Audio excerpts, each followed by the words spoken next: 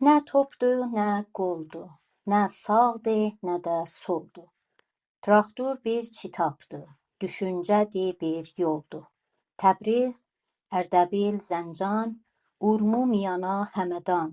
Dünya səni tanır, heyrandır sənə Tehran. Traktor mənə candır, həm candır, həyəcandır. O mənim qəlbimdə hər zaman qəhrəmandır. Sənin istəyənin çoxdur, hər qolun sənin oxdur. Hər zaman isə bir qol, deyərik eybi yoxdur. Traktor bizə candır, həm candır, həyəcandır. O bizim qəlbimizdə hər zaman qəhrəmandır. سلام و عرض ادب و خیر مقدم خدمت اعضای محترم کلاب شورای ملت‌ها و اقوام ایران. با عرض احترام و سپاس حضور مهمانان بزرگوار که قبول زحمت کردن و در این پنل حضور به هم رسوندن. موضوع اتاق ما بازی جنجالی تراکتور پیروزی، فرصتی برای کشیدن ترمز نژاد پرستی. امروز موضوع اتاق ما در این زمینه خواهد بود و فعالین عزیز ما محبت کردند، دعوت ما رو پذیرفتن و در این اتاق حضور به هم رسوندن.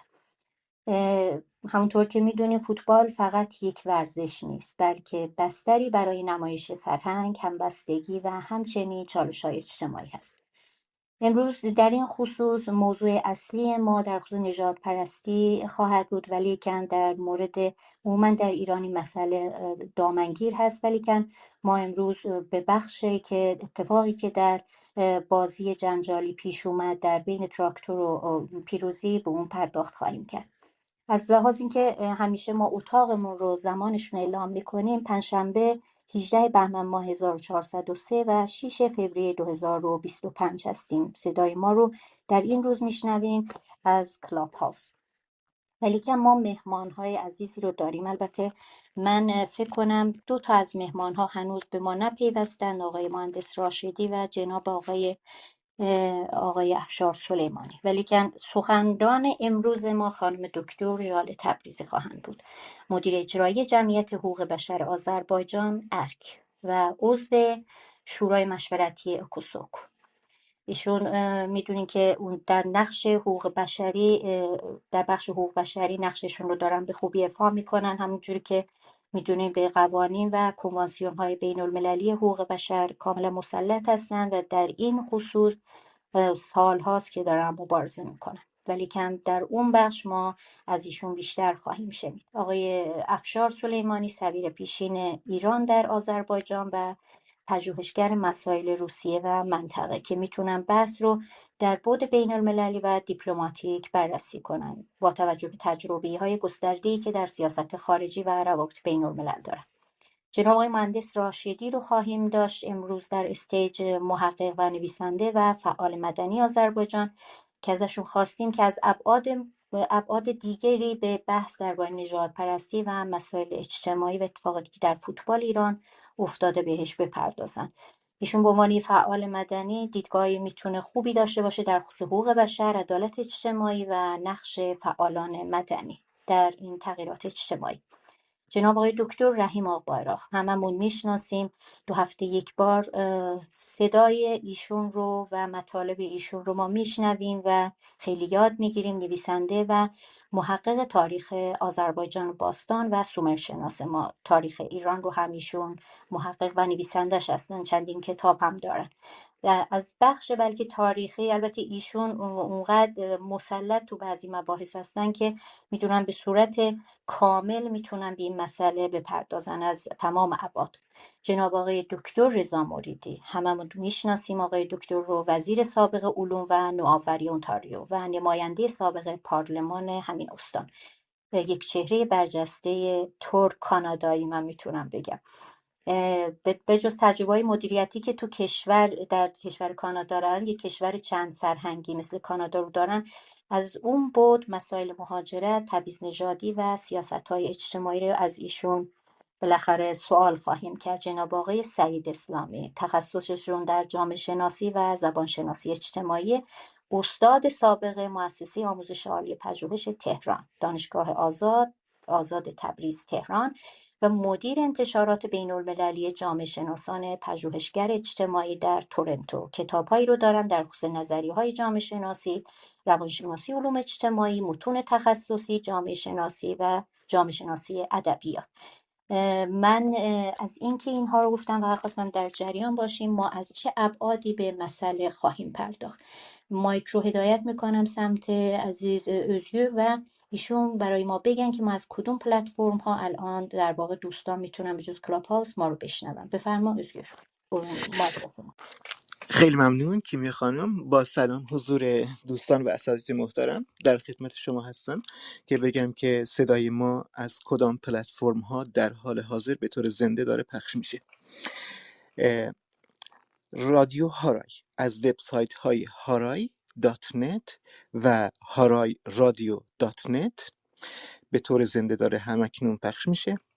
همچنین از اپلیکیشن تونین رادیو به طور زنده داره پخش میشه و کسایی که به یوتیوب دسترس دارن میتونن با نوشتن هارای تیوی صدای ما رو در یوتیوب داشته باشن. خیلی ممنون، بفرمایید. متشکرم آقای اوزگیر عزیز. ما سخنرانمون همونطوری که ابتدای اتاق عرض کردم خانم ژاله تبریزی خواهند بود. ما امروز از ایشون من با اولین سوال آغاز میکنم. البته ایشون خودشون صاحب سخن هستن، برای اینکه در واقع اون نظم رو بتونیم داشته باشیم من یه سری سوالات رو در واقع براشون مطرح کردم که ایشون در واقع بر این اساس بلکه بتونیم به این نتیجه گیری تقریبی برسیم. خانم ژاله تبریزی خیلی خوش اومدین. از منظر حقوق بشر در مقابله با نژاد پرستی و چگونه میتونه قوانین و کنوانسیون های بین الملل حقوق بشر به مبارزه با نژاد پرستی در ورزش، بالا چون مسئله ما ورزشیه، و جامعه کمک بکنه. بفرمایید مایک با شما. سلام بگید در واقع با دوستانتون، با آشناهای کسایی که به خاطر شما در اتاق هستن ما شما رو بشنویم. بفرمایید خانم دکتر ژاله تبریزی. من سلام عرض میکنم حضور خانم های عزیز و آقایان گرامی و خوشحال هستم که در جمع شما عزیزان هستم. من کیمیا خانم از شما تشکر میکنم بر سازماندهی این اتاق، این جلسه، و همینطور از آقای الیار و همینطور از رادیو هرای که بیشترین چیز را در این یعنی ما را این سزای ما را منعکس خواهند کرد. بله من شروع میکنم از همون چیزی که شما گفتین در رابطه با حقوق بشر و کنوانسیون هایی که در رابطه با این هستن. میدونید که تبعیض و نژاد پرستی، نفرت، پراکنی، بیگانه هراسی، اینا ترمایی هستن که سازمان ملل در تمام اسناد خودش از اون صحبت میکنه، نام میبره و استانداردهای بین‌المللی حقوق بشر بر اساس نژاد و قومیت ملیت‌ها را ممنوع میکنه. یعنی تبعیض نژادی را در همه این ابعاد ممنوع کرده است. من در اینجا به سری از مفاد اعلامیه جهانی حقوق بشر و بقیه اشاره میکنم و هدفم این نیست که من اینا رو روحانی کنم و از اینا صحبت کنم، فقط اشاره میکنم اون مواردی که در رابطه با ماها، وضعیت ماها، این مسائل مطرح شده و امیدوارم که این یک شروعی باشه که عزیزان ما برن اینا رو بخونن، متوجه بشن که حقوق در رابطه با حقوقشون علاوه در اون مملکتی که زندگی میکنن و اون در اون مملکت این قانون، اینا این کنوانسیون ها یا اعلامیه امضا شده، به هر حال میتونن یک از خودشون دفاع کنن. ماده اولش فقط من میگم، فقط خلاصه میخونم تا آخرم این ماده ها رو نمیخونم. تمام افراد بشر آزاد به دنیا اومدن و آزاد هستن و از لحاظ حیثیت و کرامت و حقوق با هم برابرن. هر کس میتواند بی هیچ گونه تمایزی به ویژه از حیث نژاد، رنگ، جنس، زبان، دین، عقیده سیاسی یا هر عقیده دیگر و همچنین منشأ ملی یا اجتماعی، ثروت، ولادت و یا هر وضعیت دیگر از تمام حقوق و همه آزادی‌های ذکر شده در این اعلامیه بهره مند بشه. به علاوه نباید هیچ تبعیضی به عمل آید که مبتنی بر وضع سیاسی، اقتصادی یا بین‌المللی کشور یا هر زمینی که شخص با آن تعلق دارد اینو حق ندارن، یعنی این آزادی ها رو ازش بگیرن. من ماده 47 هم اشاره میکنم، میگه که همه در برابر قانون برابر هستند و حق دارن به هیچ تبعیضی از حمایت یکسان قانون برخوردار بشن. همه حق دارن در مقابل هر تبعیضی که ناقض این اعلامیه باشد در برابر هر گونه تحریک به چنین تبعیضی از حمایت یکسان برخوردار باشند.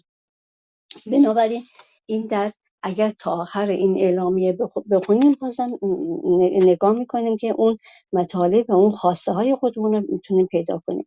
علاوه بر اعلامیه حقوق بشر ما میثاق بین‌المللی حقوق مدنی و سیاسی رو داریم. ماده 27 کاملا در مورد ماست، وضعیت ماست. کنوانسیون منع شکنجه، اعلامیه حقوق اشخاص متعلق به اقلیت‌های ملی، قومی، زبانی و مذهبی که واقعا باید بگم که سنگ بنای این اعلامیه عدم تبعیض است.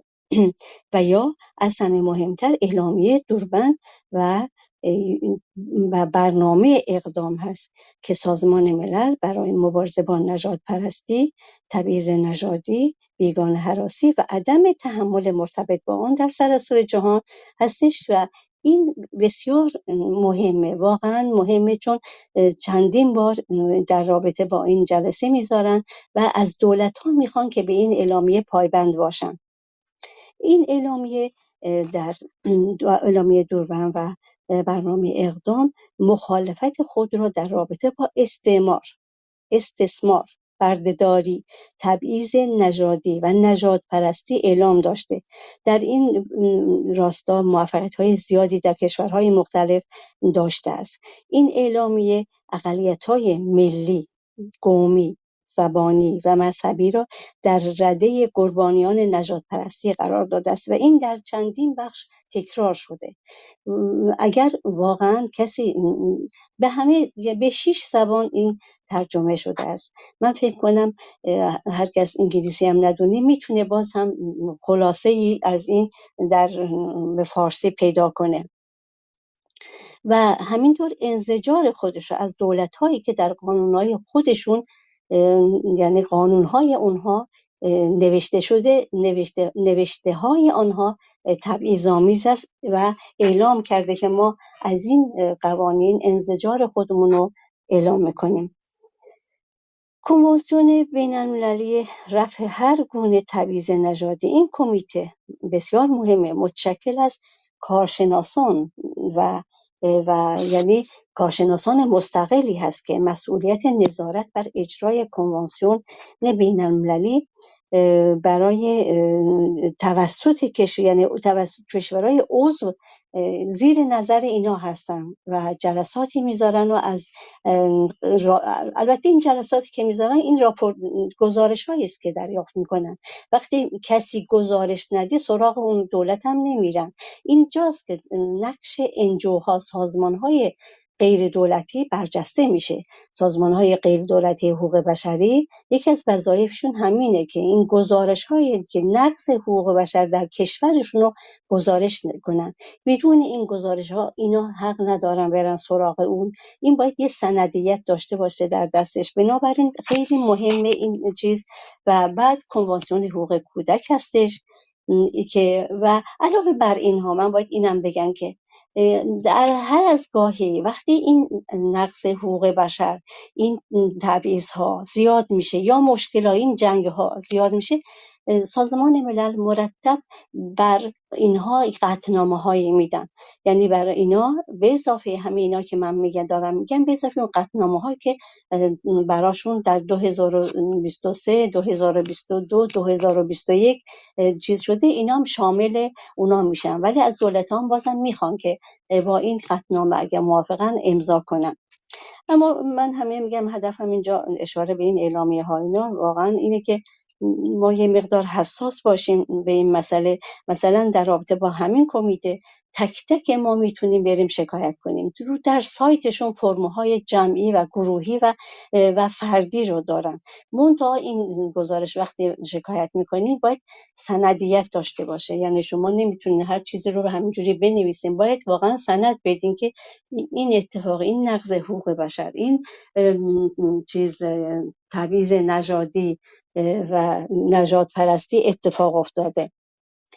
در مورد این کنوانسیون بین‌المللی رفع حقوق بشر و اینا، من میخوام یک تجربه رو به شما توضیح بدم که همین که گفتم که این دولت ها از طرف این این کارشناسا میان سراغشون بررسی میکنن. مثلا یکیش این در ماه بود دیگه، یعنی ماه مرداد 1403، یعنی تقریبا مثلا 3-4 ماه پیش بود دیگه، 4-5 ماه پیش بود.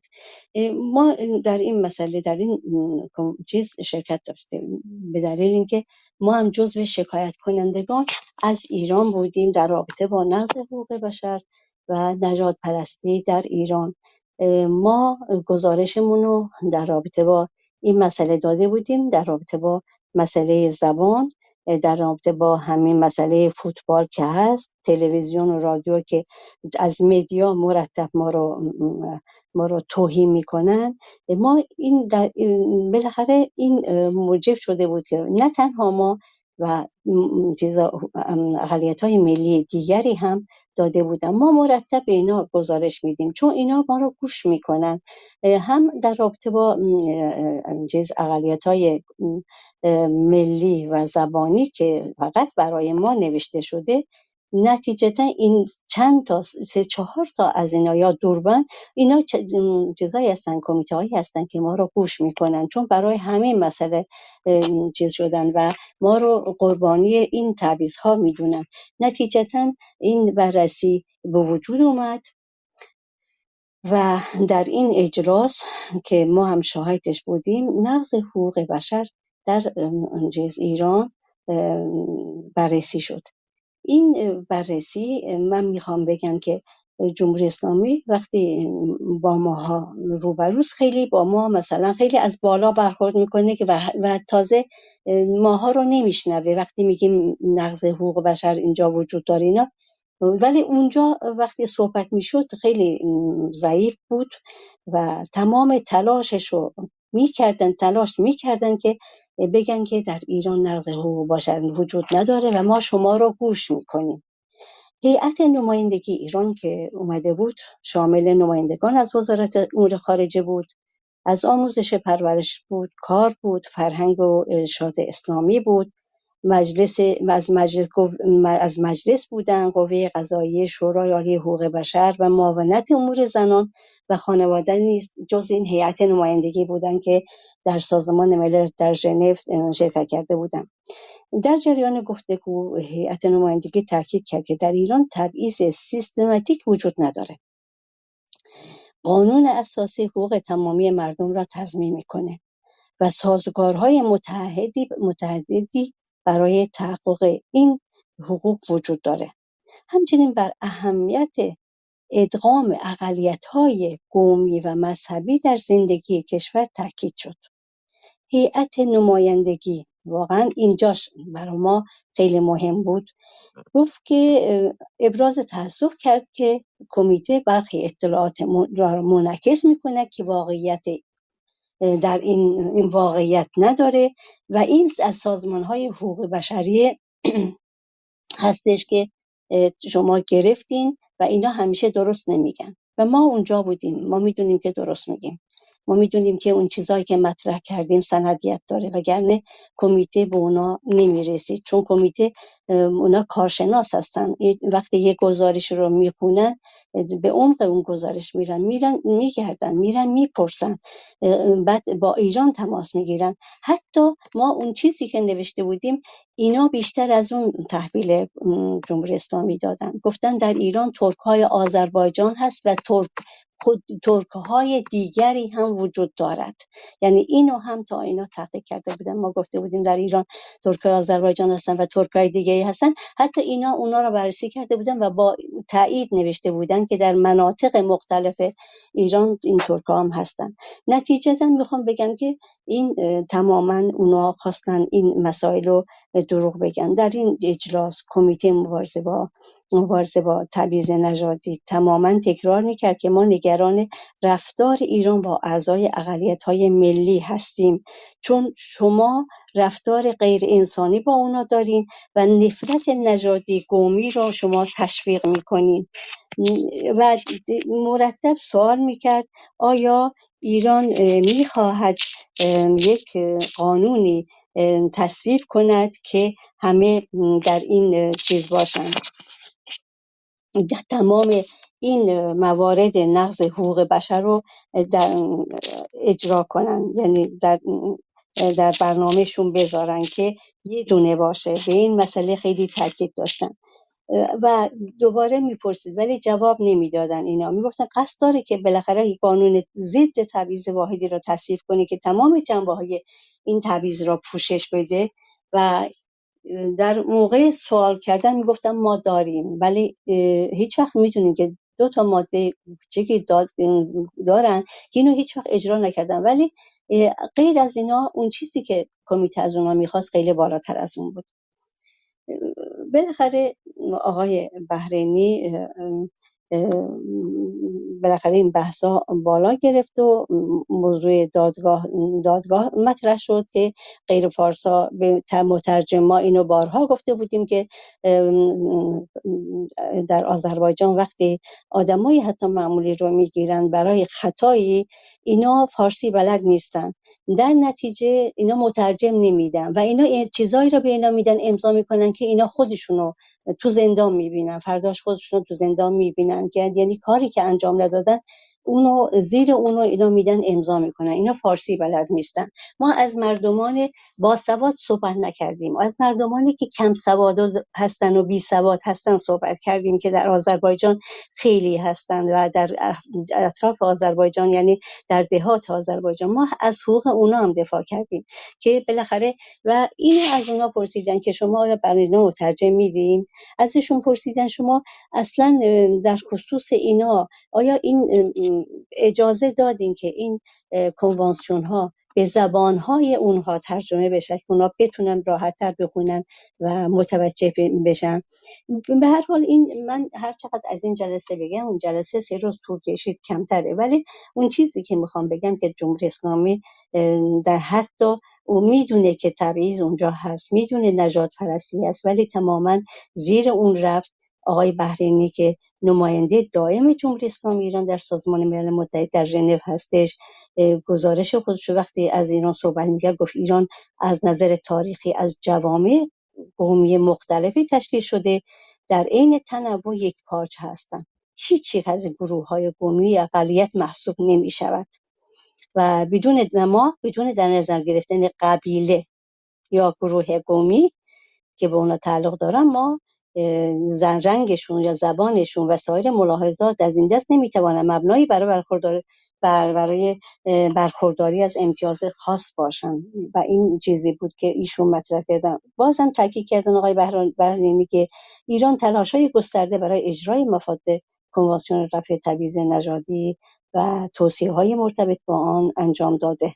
من نمیدونم این کجا انجام دادن و همچنین برای افزایش آگاهی عمومی در این زمینه کوشیده است و برنامه رو ادامه میده. و این تمام چیزایی که در اونجا مطرح میشد دقیقاً اون خواسته هایی بود که این سازمان های حقوق بشری اقلیت های ملی، کردا، بلوچا، عرب ها، ما که داده بودیم تماما اونها رو ردیف کرده بود، سوالای اونا رو، همون سوالا رو میپرسید. میگفت آیا قانون جدید آیین دادرسی کیفری شامل مقرراتی برای تضمین دسترسی اقلیت‌های قومی و زبانی به خدمات مترجمی باشه؟ این کارشناس همچین پرسید، من اسم کارشناسا هم نمیخوام بگم، که قانون ایران چه تعریفی از گفتار نفرت پراکنی ارائه میدهد و این نوع گفتار چگونه مجازات می شود. قانون مجازات ایران مجازات‌های سنگینی را برای افرادی که ادیان رسمی و اقوام ایرانی را توهین می‌کنند در نظر گرفته است. اینا واقعا میگم چیزهایی هستن که نشون میده که جمهوری اسلامی وقتی به این مسئله میرسه، مسئله نژاد پرستی و تبعیض، خودش میدونه که دقیقاً هست، ولی دست پاچه میشه و تمام تلاش این هیئت در اون جلسه، که ما البته اون جلسه چیزامون و گزارشامون رو میدیم ولی حق صحبت نداریم، فقط گوش میکنیم. اگه صحبتی داشته باشیم به صورت نوشته به این کارشناسان میدیم که ما رد میکنیم این صحبت‌های اینا رو. به هر حال اینجاست که ما میبینیم که فعالین حقوق بشر و ما میبینیم که سازمان‌های حقوق بشری چه نقشی در این جامعه، چه نقشی در پیشبرد این چیز دارن، این نقض حقوق بشر در کشورهاشون دارن. ما این تنها موردی نبود، قبل از اونم در یک جلسه بودیم که بازم در رابطه با نقض حقوق بشر در ایران بودن، در رابطه با 2022 بود. خیلی سخت بود در این جلسات شرکت کردن، اینا را گوش دادن و این گوش دادن ها به اون از اون نظر که واقعا آدم زجر میکشید که اینا چجوری زور میزنن که بگن اینا همه دروغه. به هر حال من این بخش از صحبتم را در همینجا به پایان میرسم. من اگر اجازه بدین یا کسای دیگه میخوان صحبت کنم بفرمایم، من بخش دوم در رابطه با نژاد پرستی میخوام صحبت کنم. متشکرم هستم.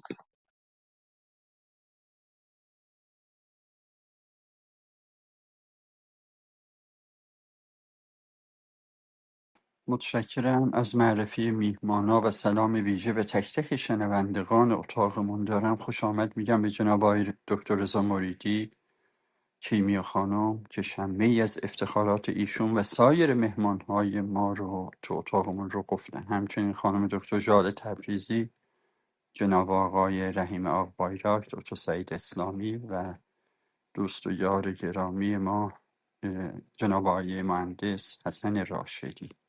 مستقیم میرم به سوال از جناب آقای دکتر مریدی عزیز. نگاهی اه، اگر نگاهی به مسئله داشته باشیم، چون مایک جناب آقای دکتر رضا مریدی یه لحظه باز شدند، اگر نگاهی به این مسئله داشته باشیم جناب آقای دکتر مریدی که ایران و کانادا در مواجهه با نژاد پرستی در ورزش چه تجربیاتی رو داشته، یعنی در مقابله با نژاد پرستی در ورزش و جامعه خودش آیا موفق بوده؟ من سوال اولم رو اینجوری طرح میکنم و نقش دولت‌ها و نهادهای ورزشی و تجربیات کانادا رو در کاهش تنش‌های ملت‌ها بفرمایید. اگر مساعد هستی مایکتون رو باز بفرمایید جناب آقای دکتر مریدی، شما رو هم بشنویم. مرسی. خیلی متشکرم جناب الیار بای تبریزلی و عرض سلام و درود دارم خدمت همه دوستان و سروران ارجمندی که در اتاق تشریف دارن.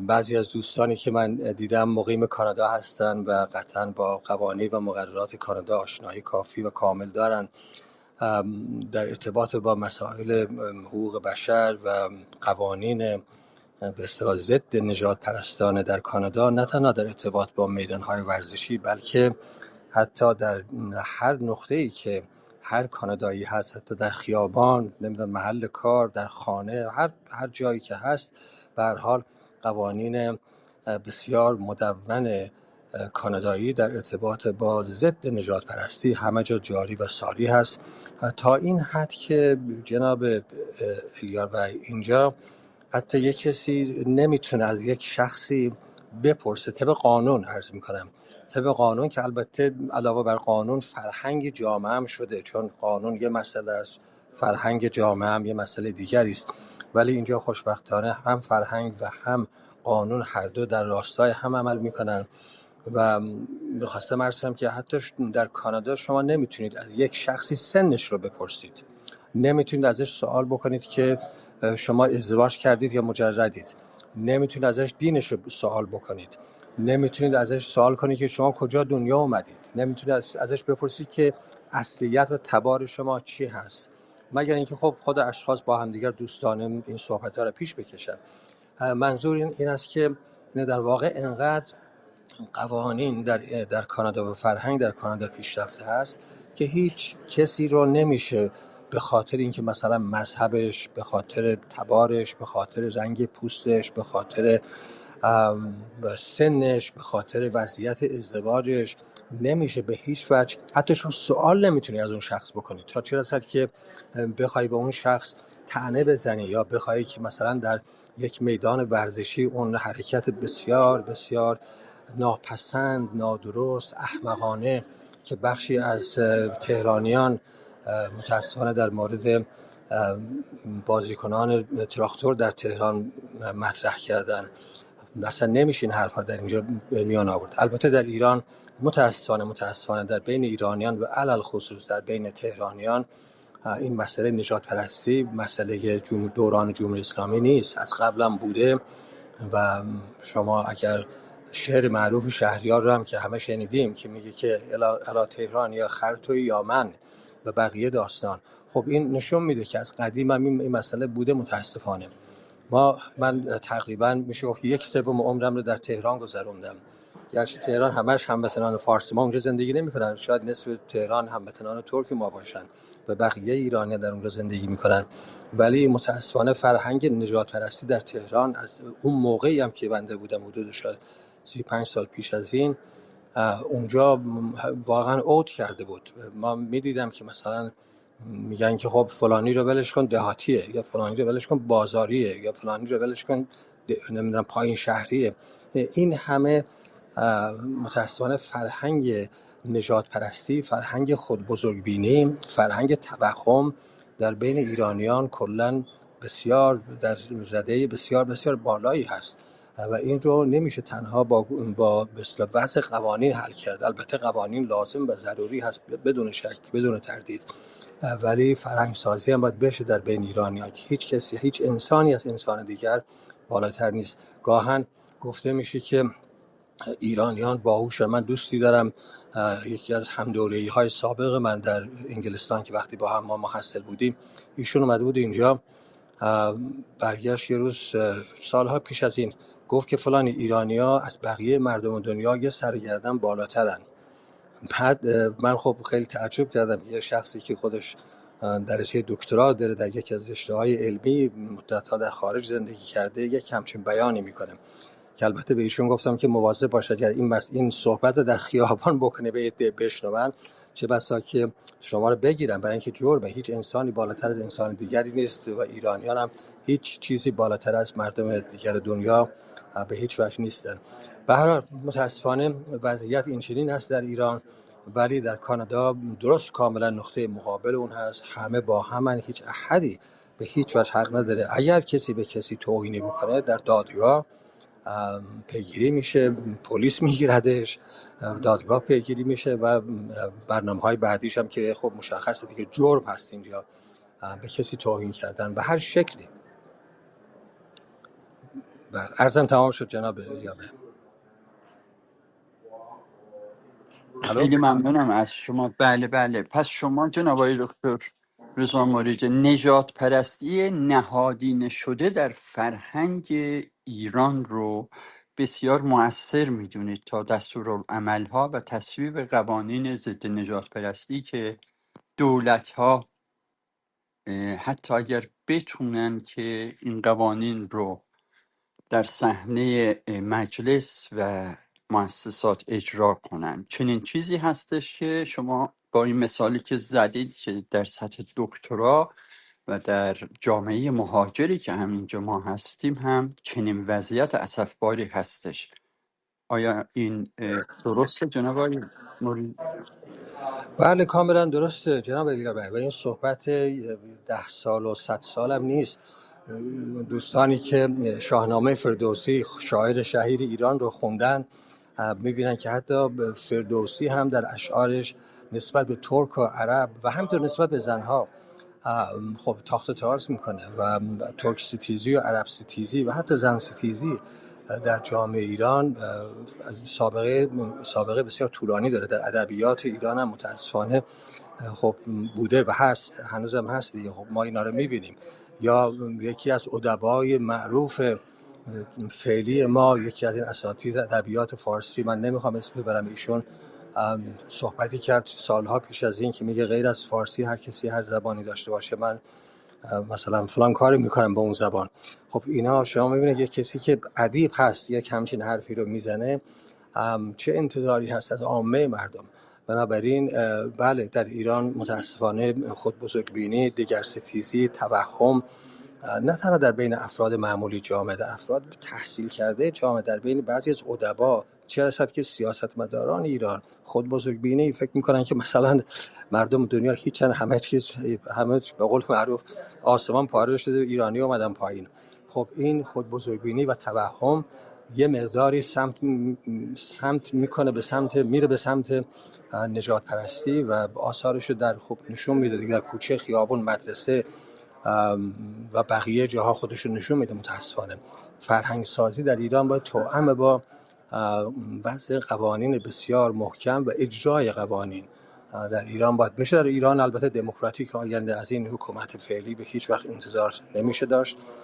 در حکومت دموکراتیک آینده باید یه همچین اتفاقات بیفته تا اون جامعه سالم بشه. جامعه ایران یک جامعه مریضی هست از این نقطه نظر متاسفانه. بسیار عرضم تمام شد.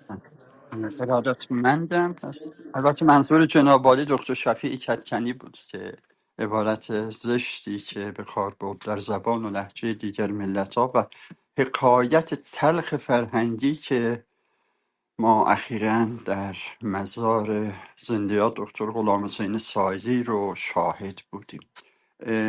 من اگه اجازه بدین آخرین موضوع که از شما بپرسم، آیا راهکاری برای ایجاد همبستگی احترام به تفاوت ملت ها در ایران وجود داره؟ آیا واقعا میشه ما فرهنگ کانادا و قوانین کانادا رو بتونیم تطبیق بدیم به جامعه ایران؟ این آخرین سوال بود. بعد خیلی ممنون. امکانش هست جناب تبریزی، ولی شرطش این است که ما در ایران رهبران به خصوص رهبران سیاسی ما از تفکرات ایران شهری یا پان ایرانیستی یا نمیدونم پان فارسیستی یا هر چیز دیگری که بهش، یعنی برتری طلبی، سیاستی که ملیگرایی بر مبنای برتری طلبی پایه‌گذاری شده، از این دست بردارن. تکثرگرایی رو ما در ایران توسعه بدیم. همه ایرانیان از هر تباری که هستن همه یکسان باشن، همه زبانها، همه فرهنگها، همه تبارها در ایران مورد احترام قرار بگیرن. ایرانی بودن در واقع معادل همه اینها باشه، چه از عرب، چه از ترک، از کرد، گیلک، بلوچ و بقیه قومیت‌ها و ملیت‌ها و تبارهای ایرانی. اگر یک همچین تکثرگرایی رو ما بتونیم در بعد سیاسی در ایران توسعه بدیم و بعد این تکثرگرایی در قانون اساسی ایران دموکراتیک آینده و در قوانین مدنی ایران هم به اصطلاح قید بشه، اون موقع است که این فرهنگ سازی میتونه انجام بشه. اون موقع است که قوانین به اصطلاح مدنی جزایی بر علیه نژاد پرستی و توهم و خود بزرگبینی و توهین به دیگران، چه به صورت فردی چه به صورت جمعی، در قوانین خودش رو نشون میده. ولی ما تا به اونجا برسیم متاسفانه این ادامه خواهد داشت و جای تأسف هم است که رژیم جمهوری اسلامی برای بقای خودش در ایران بین زن و مرد اختلاف میندازه، بین فارس و کرد و ترک و عرب و بقیه مردم اختلاف میندازه، به خاطر اینکه بخواد از این اختلافات به نفع خودش استفاده بکنه.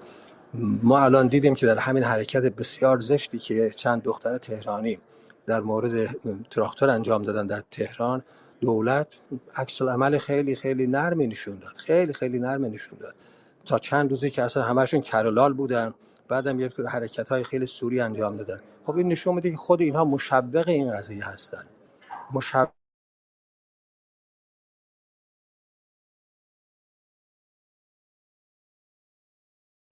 فکر کنم فکر کنم جناب بله. بله جونم. بفرمایید. مایکشون بسته شد، احتمالا هم در جای مساعدی نیستن، قبلا هم فرموده بودن. زنده و پاینده باشید جناب آقای دکتر رضا مریدی. همینقدر. بفرما دایوش. تشکر میکنم ملیار عزیز. از جناب آقای دکتر موریدی هم خیلی سپاسگزارم. دوستان عزیز، در حضور جناب دکتر رحیم آقبایراق هستم. اما قبل از اینکه سوالم و حضور ایشون داشته باشم، میخواستم که یادآوری کوچکی در خصوص در جلسه قبلی که در رابطه با تمدن ایلام بود داشته باشم. جناب دکتر آقبایراق در آن جلسه به عنوان مقدمه سخنان بسیار مهمی را در خصوص حوادث اخیر ذکر کردند. از دوستان عزیز حتما درخواست میکنم که به این سخنرانی گوش بدن. متن این سخنرانی رو میتونن در کانال های تلگرامی دکتر رحیم آقبایراق و کانال تلگرامی هارای رادیو داشته باشن. خیلی ممنون. اما سوال من از جناب دکتر آقبایراق، دوستان عزیز، من همیشه در ذهن خودم به کسایی که در متن جامعه هستند و با اقشار مختلف جامعه، مخصوصا قشر و نسل جوان جامعه در ارتباط هستند و نه تنها ناظر و شاهد اتفاقات هستند، بلکه با تمام وجود حوادث را لمس می‌کنند، اینه که میخواستم از جناب دکتر بپرسم که چه پلن و نقشه ای در ذهن طراح این نژاد پرستی ها موجود هستش و ارزیابی ایشون از این پلن چیست و ما در این شرایط بسیار مهم چه کار میتونیم بکنیم، هست هم از طرف ملت و هم از طرف دولت. خیلی ممنونم، بفرمایید. سلام، شب شما بخیر باشه شنوندگان محترم و میهمانان بسیار عزیز. من با یک مقدمه باید به این سوال شما جواب بدم. همونطوری که دوستان هم اشاره کردن، یعنی اگه ما تحلیلی به این مفاهیم نگاه نکنیم، به مفهوم نژاد پرستی خصوصا، در تعریف این معضل هم راه به جای نخواهیم برد. اونی که مسئولین و مقامات و از صدر تا زیر همه به اون اذعان دارن اینه که همه ما بله از یک ملتیم، همه ما برابر هستیم، همه ما رنگین کمان اقوام هستیم، اما همه اینها میدونیم که شعار هستند.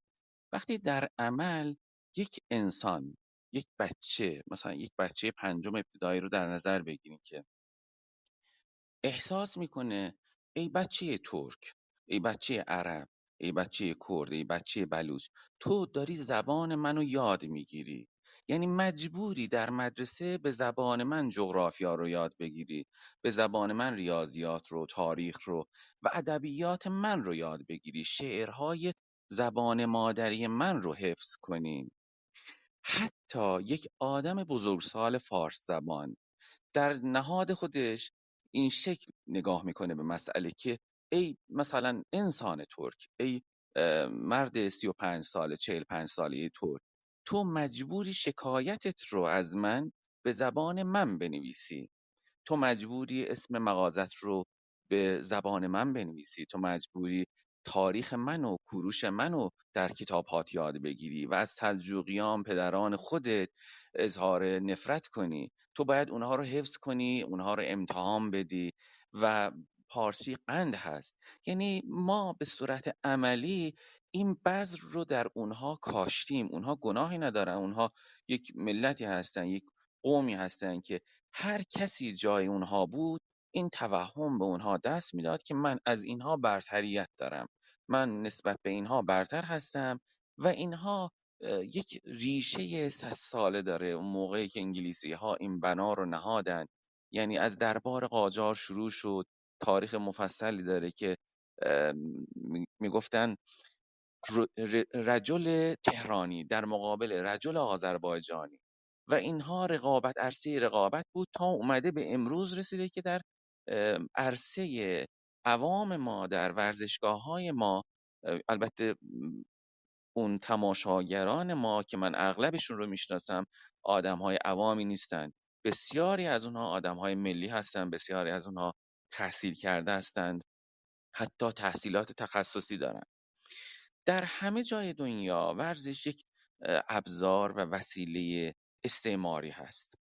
یعنی در حرکت ملی ما هم ما به این به عنوان یک محمل، به عنوان یک روزنه، به عنوان یک بستر، به عنوان یک ابزار نگاه میکنیم و همونطوری که فعالین ملی این تراکتور رو بر روی دوش خودشون تا امروز حمل کردن، میتونن از فردا این رو زمین بذارن، یک ابزار دیگه ای رو بردارن یا نه همین رو ادامه بدن. این رو از چه باب عرض میکنم؟ از این بابی که بخشی از لیدرها در بازی قبلی به هوادار و مردم ترک خیانت کردند. خیلی آشکار و روشن و صریح میگم. وقتی ما دچار تبعیض‌های سیاسی، اقتصادی، محیط زیستی، فرهنگی از همه جانب بودیم و تراکتور رو بستری صلح‌جویانه، بستری مدنی، بی خطر، بی ضرر برای مطالبه گران اون میدونستیم، وقتی اونجا رو بخوان از دست ما بگیرن، تنزل بدن به یک تیم فوتبالی که آخه ما دردمون تیم فوتبال که نیست. ما وقتی دلار 85,000 تومانی میخریم با اون مبادله میکنیم، وقتی ما 2 ساعت برقمون مثلا قطع میشه، وقتی ما دریاچمون خشک میشه، وقتی ما هوامون برای نفس کشیدن آلوده هست، وقتی ما اسیر تورم هستیم، اسیر فشارهای خارجی هستیم، ما حرام زیارشار اینجاشو باید ترکی میگفتم که بریم مثلا یه تیم فوتبالی رو تشویق کنیم. همونطوری که قبل اومدن تراکتور در سال 88 ورزشگاه‌ها تقریبا خالی از جمعیت شده بود به خاطر امرار معاش، به خاطر مشکلات معیشتی، و با اومدن تراکتور تمام ورزشگاه یک جون دیگه‌ای گرفتن و فعال شدن. همونطوری هم شاید امروز، شاید فردا فعالین ملی ببینن که داره منحرف میشه و از این بستر داره خارج میشه، دوباره برگردن به اون گذشته‌ای که میرفتن مثلا قلعه بابک، اعتراضات 85، فتیله، نمیدونم دریاچه ارومیه. شاید به هر حال این سرریز خواهد بود. به هر حال یک جایی لازمه که این انرژی آزاد بشه، تخلیه بشه. حالا این بازی وین وین هست با حاکمیت. حاکمیت مقاصد خودش رو میخواد و فعالین عرصه ملی فعالین مطالبات خودشون رو میخوان. اگه این بستر رو از دست فعالین ملی، حرکت ملی گرفته بشه و یا منحرف بشه، همونطوری که در بازی قبل ما دیدیم که توهین به یک ملت بزرگ و با سابقه و قدیمی ترک رو کوچیک کردن، تحریف کردن، منحرف کردن به آنا. وقتی من دیدم مثلا آنا نوشته، اول کنجکاو شدم که خب این آنا یعنی چی؟ اونجا داد زدن مرگ بر ترک، اونجا داد زدن اشک، اونجا داد زدن خیلی توهین‌های بدی نسبت به ترک ها کردن، شعرهای وقیحی اونجا سرودن. خب اینجا آنا چه ربطی داشت؟ و همه جا پوستر و بنرهای سفارشی مادر، چون میدونی که وارد کردن هر بنر به ورزشگاه به این سادگی نیست، اونم بنرهای مثلا رنگی چاپ شده و مشخصا اینها هدایت شده بودن، در اتاق فکر توصیه شده بودن به لیدرها که نباید اجازه بدین. و چه چیپ، چقدر مثلا کمبها شد وقتی گفتن که این توصیه ها رو من میشنیدم که میگفتن که مبادا شما مثلا اینو به حاشیه برونید، مبادا کجاش سیاسی نبود، کجاش به حاشیه رونده نشده بود؟ به حاشیه نرانید که ما مثلا قهرمانی رو کسب کنیم. دادن آمال و خیال و سرابی که چندین بار تجربه کردیم و آدم‌هایی که از گذشته، از تجربه‌های قبلی استفاده نکنن، تاریخ رو مرور نکنن، دوباره مستحق و سزاوار و لایق تکرار اون هستن. یعنی جمعه‌های سیاه دیگر بردن به بالا، کوبیدن به زمین، لگدمال کردن غرور ملی. و خیلیا گفتن خب چیکار باید میکردیم؟ از من پرسیدن که مگه شما معتقد به ساتیاگراها نیستید؟ خب ما اونجا سعی کردیم که آرام کنیم. نه، ساتیاگراها روش بزدلانه نیست، روش آدم‌های با شهامت، با ایمان هست. اتفاقا شما باید یک درجه بالاتر از انتقام، بالاتر از خشونت ورزی روحیه داشته باشین که در عین قدرت، نه در عین ضعف. موقعی که مثلا آدمی ضعیفه، اون وقت بگه من خیلی آدم مصلحی هستم، آدم صلحجویی هستم، این خیلی خنده‌دار هست، اون یه آدم بزدلی هست. ولی موقعی که شما قدرت دارین که اون سنگه که مثلا آدمای پرسپولیسی، آدمای پیروزی، من البته میگم پرسپولیسی نمیگم، آدمای پیروزی پرت میکنن شما جواب ندین، بله این خوبه. توهین میکنن، توهین زبانی و نژادی، شما منعکس نکنید و بازتاب ندید، این خوبه. ولی اینکه شعارهای ملی خودتون رو ندین، اینکه مثلا علامت بزرگ رو لیدرها بگن نگیری، اینو نگیری، این مثلا خب این سمبل ترک هست، شما میخواین مثلا تراکتور رو سمبل کنید، خب این انحراف هست.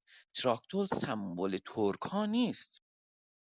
سمبل ما میتونه ارک باشه، قلعه ارک باشه، قلعه بابک باشه، ستارخان باشه، باکری باشه، بابک باشه، حتی این نماد مثلا نوساخته دانولدوزو باشه، حتی نماد ما میتونه تیم قره‌باغ آذربایجان هم باشه، بزرگ باشه، خط دورخون باشه، همه اینا میتونن نماد باشن. اما چرا تراکتور نمیتونه نماد باشه؟ چون اختیارش دست من نیست، چون انتخابش دست من نیست، چون مثل تیم پرسپولیس یا پیروزی، تیم استقلال، تیم نمیدونم سپاهان، یه تیمی هست که بازیکنش لور میتونه باشه، آندرانیک میتونه باشه، ارمنی میتونه باشه، قلعه‌نویی میتونه مربیش باشه، کمالوند میتونه باشه، یعنی همه میتونن باشن. اون انتخاب نفراتش دست من نیست، کنترلش دست من نیست، نتایجش دست من نیست. پس بنابراین نمیتونه سمبل من باشه که هر وقت خواستن ترمزش رو بکشن، هر وقت خواستن، یعنی 100% کنترل حاکمیت باشه.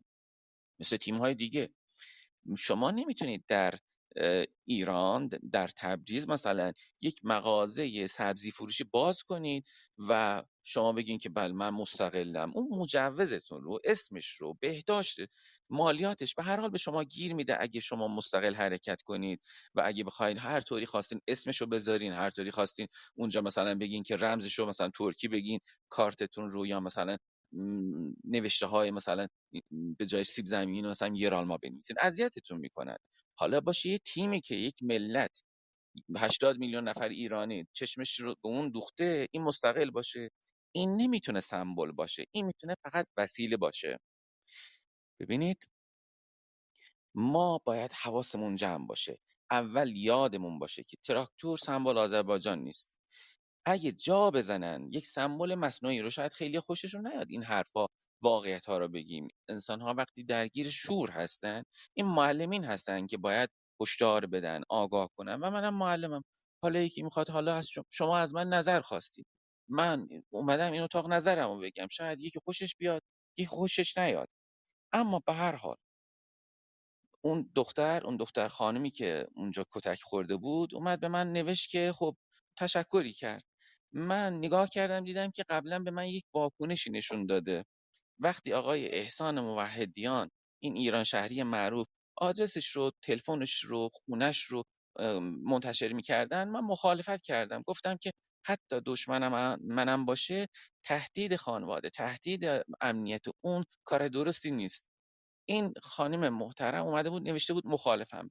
به این دختر خانم عزیزمون که خیلی با شهامت دستش رو گرفته بود و فریاد یاشاسن آذربایجان گرفته بود، گفته بود، من بهشون گفتم که دیدی شما اونجا مخالفت کرده بودی، اما اینجا ما حتی اسم شما رو هم نگفتیم، آدرس شما رو هم ندادیم. این خیلی خوب بود که از شما محافظت کردیم. بنابراین دوستان عزیز، یک اصولی هست، یک قطب‌نمایی هست که باید بر اساس اون حرکت کنیم. ما میتونیم، من نمیدونم، مثلا من درگیر کارهای سیاسی نشدم که اینی که اومده برای تراکتور تورانچی هست، استقلال چی هست، فدرال چی هست، ملت چی هست، آذربایجان چی هست، ترکی هست، هر چی هست. اما وحشتناک اینه که تراکتور چی باشه. تراکتورچی یعنی تنزل به یک تیم فوتبال. برای من تراکتورچی بودن و همپایی بودن با مثلا شیرین عسلچی بودن هست، اطلس چی بودن، اطلس پود چی بودن هست، نمیدونم کافه یمن چی بودن هست، بولبرینگ سازی بودن هست. یعنی تمام این نمادها، کارخانه ها، هیچ فرق نداره وقتی اون پرچم تراکتور روش اسم آذربایجان نباشه.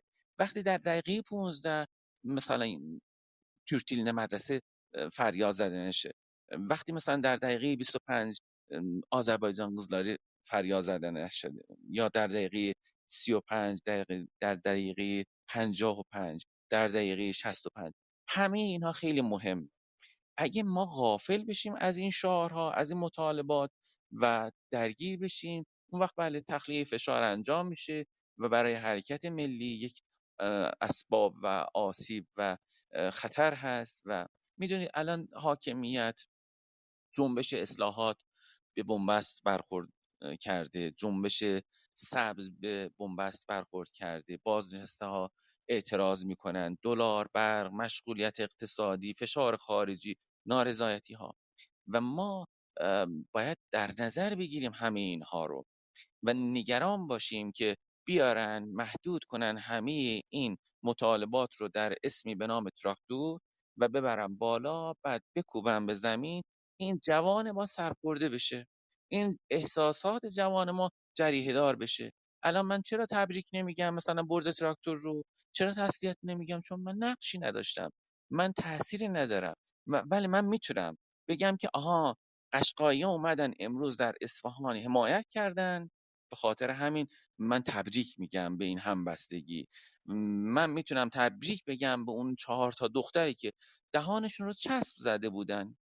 هیچ لیدری، هیچ شعاری از اون 50,000 نفری که رفته بودن در مسابقه، از اون بنرها دیده نشد، اما اون 4 تا دختر جوان ما خیلی دیده شدن. اون دختر آسنایی که اسمشون رو آسنا گذاشتم، اون همه جا گفته شد و بر احساسات ما و بر احساس تبعیض ما دامن زد. این خوب بود و ما میتونیم در مورد حق و حقوقمون بشینیم صحبت کنیم و بگیم که این حق ما رو خوردن. اون سمبل میتونه باشه، اما خیلی مواظب باشیم که در تراکتور تنزل پیدا نکنیم به یک تیم معمولی فوتبال. ما نباید تضاد فعالین ملی رو به وجود بیاریم که بله برخیا مخالف تراکتور باشن، برخیان موافق. فعلا ما موافق تراکتور هستیم، ولی هشدار میدیم که از این لیدرها مواظب باشین. یه ذره با احتیاط، با فاصله دقت کنید به این لیدرها که چی میخوان و چی کار میخوان بکنن، به این دقت کنیم. اما راهکاری که شما پرسیدین اینم بگم و حرفم رو تموم کنم. ما باید تنوع در شعار داشته باشین دوستان عزیز من. این خیلی بده که ما 4 تا شعار داریم تکراری، خسته کننده و تنوع نداریم. این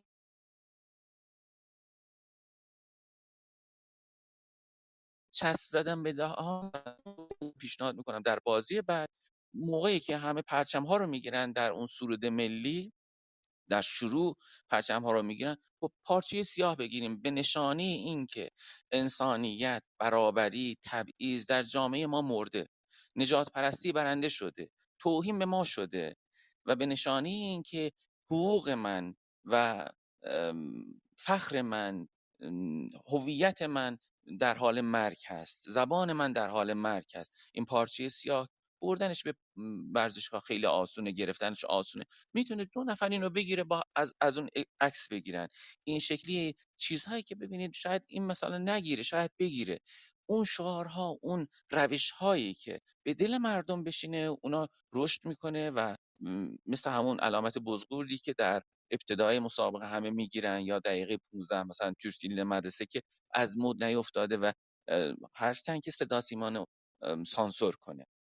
به هر حال من اعتقاد دارم که حقوقدانهای ما خیلی محترم هستن، حتما باید از حق ملتشون دفاع کنن و این خیلی مهم هست که در سوی دیگر مردمی که در ورزشگاه هم هستن فعال باشن، اکتیو باشن و غیر اینها من هیچ توصیه ندارم. نگران فقط انحراف در این مقطع هستم، به خاطر این اومدم که این حرف رو بزنم. من نماینده مردم هستم، یعنی جزئی از این مردم هستم، شاید بیشتر از همه هم به این ورزشگاه ها رفتم. موقعی که تراکتور در ورزشگاه تختی بازی میکرد با برادرم جلیل از مدرسه که همه فکرشون درس و مشق بود، میرفتیم اونجا 2 تا شعار مثلا این شعار میداد، زنده باد، یا مثلا میگفتن شیر، البته زنده باد نمیگفتن، میگفتن شیر. این طرف میگفت تبریز، چون تیم منتخب تبریز اون موقع بازی میکرد، هنوز تراکتور مد نشده بود. به هر حال از اون موقع من ورزشگاه هم رفتم و در متن جریان هستم.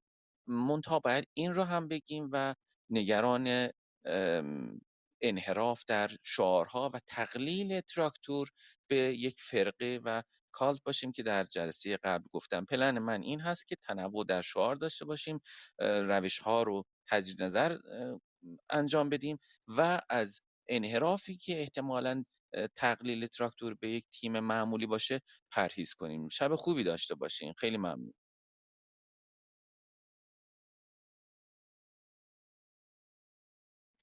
خیلی ممنونم آقای دکتر رحیم آبارا رئیس ساقلıq هر zaman چچمت همیشه به اون اصل مطلب اشاره کردین. یک دنیا خودم حداقل از شما متشکرم، من خیلی از شما میآموزم. ولیکن سلام عرض ادب دارم خدمت آقای مهندس راشدی و آقای کیقوباد، خیلی خوش آمدین.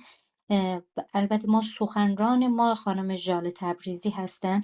اگر اجازه بدین قبل اینکه آقای سعید اسلامی و آقای حسن راشدی رو بشنویم، یک سوالی از خانم ژاله داشته باشیم، چون تعداد سوالای ما از خانم ژاله زیاده، ولیکن من امروز محدود میکنم به خاطر اینکه خب تعداد سخنران هامون هم خب زیاده، برای که وقت شما هم گرفته نشه. فقط از خانم ژاله میخوام کوتاه به ما در مورد اون تجربیات خودشون در زمینه حقوق بشر و همین مسائلی که الان آقای رحیم آقبایرا هم بهش اشاره کردن، جناب آقای موریدی هم اشاره کردن، و اقداماتی که جمعیت حقوق بشر آذربایجان ارگ در خصوص این نژاد پرستی و تبعیض هست چی هست، و الان در این مرحله که ما هستیم ارگ در واقع چه کارهایی رو میتونه انجام بده. البته میدونم که یک کمپینی رو ما آماده کردیم و امیدوارم که بتونیم یه امضای جمع بکنیم به جهت اینکه شما در سازمان ملل بتونی رای بدین. نمیدونم تا چه حد میتونه تاثیرگذار باشه. خانم ژاله تبریزی مایکتون رو باز بکنیم ما شما رو بشنویم، بفرمایید. بله متشکرم خانم کیمیا. ولی من میخوام اول اشاره کنم به مسئله همین نژاد پرستی که الان صحبت کردن، چون من در رابطه با فقط سازمان ملل صحبت کردم و در همین رابطه صحبتی دارم. صحبت هم اینه که اولا ما ببخشید 100 سال هستش که ما زیر این فشارها هستیم. الان هم این در رابطه با این مسئله تراکتور، مسئله پرسپولیس که به وجود اومده، این شعارا امروز نیستن، سالهاست این شعارا داده میشه و این شعارا در ضد ترک هستن. این شعارا مختص داخل ایران هم نمیشه، به مجامع ایرانیان خارج از کشور هم این سرایت کرده و اینا دارن برنامه ریزی میکنن. موضوع نژاد پرستانه از سیستم آموزشی شروع میشه. در ایران سیستم آموزشی آلوده هست، اصلا در اون اقلیت‌های ملی در اونجا تعریف نشدن، درست تعریف نشدن. تاریخ ما در اونجا نیست، تاریخ ما حذف شده. کودکان ما چیزایی را یاد میگیرن که بعد خودشون از ترک بودنشون فرار خواهند کرد. ما شاهد مشکلات ساختاری و قانونی در ایران هستیم. قوانین موجود در ایران تبعیض‌آمیز هستند و تبعیض نژادی از طریق قوانین در ایران نهادینه شده است. وجود این قوانین مبارزه با نژاد پرستی را مشکل میکنه و از همین روز که طرفداران حقوق بشر باید تلاش خود را برای مبارزه با نژاد پرستی چندین برابر کنند. من مورد مشخصی رو که شخصا خودم با این مسئله نژاد پرستی مواجه بودم، گوشه از اون رو برای شما بازگو میکنم. من در یک جمع 130 نفره بودم که اتاق گفتگو که در رابطه با مسائل و مشکلات زنان بود. یه خانومی که خودشون وکیل هستن، امیدوارم الان صدای منم بشنون چون من گفتم ساکت نخواهم موند. این خانم در رابطه با مسئله سوریه که سوریه در اونجا حاکمیت عوض شد و این اومد نوشت که خیلی خوشحال بود از این مسئله، ولی نمیخوام کل مطلبش رو بخونم، فقط به یه مطلب اونجا اشاره میکنم. یادمان باشد که پان ترک ها و پان عرب ها، یعنی ترک و تازی، دشمن دیرینه ایران و هرچه پارسی زبان هستند. دشمن بعد بازم فاکتور میگیرم، باید صدی باشیم در برابر دو دشمنی که فرصتی برای تازش یافتند.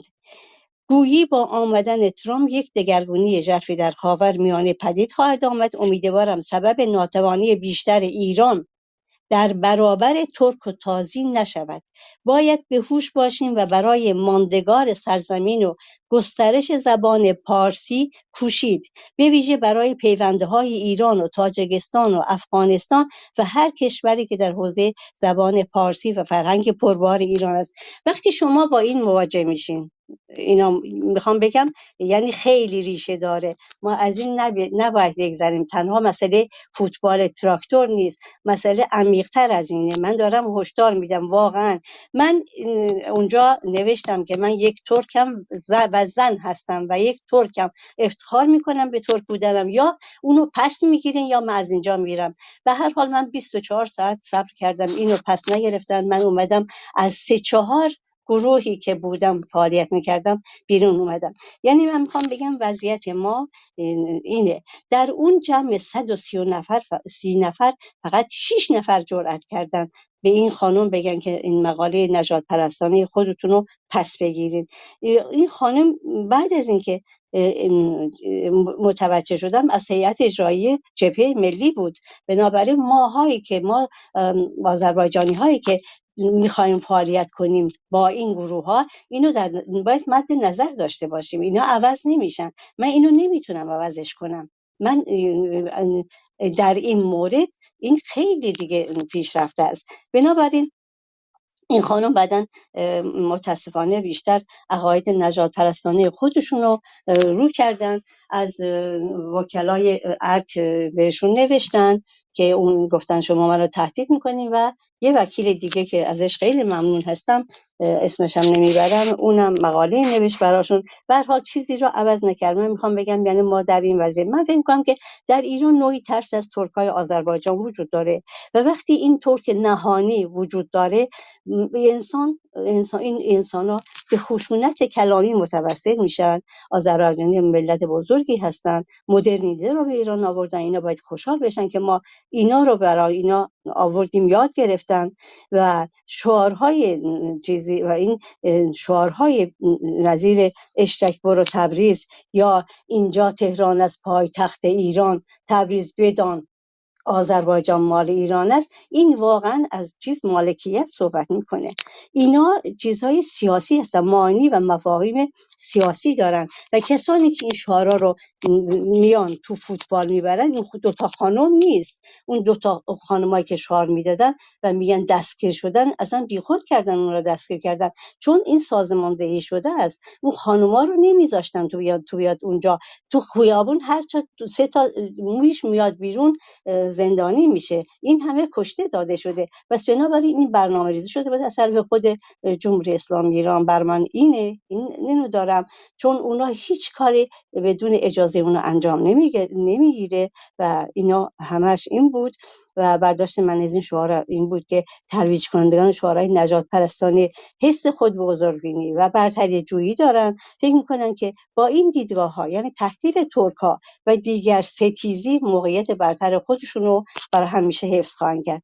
ریشه این دیدگاه های نژاد پرستانه باید در درون کتاب های درسی کودکان دید که برای آینده کودکان ما بسیار خطرناک است. متاسفانه سیستم آموزشی جمهوری اسلامی نابرابری رو تبلیغ میکنه که مورد مشخص آن نابرابری حقوقی، نابرابری زنان و با مردان، مسلمان و غیر مسلمان و همینطور در کتاب‌های درسی و فرهنگ رسمی ایران چیزه.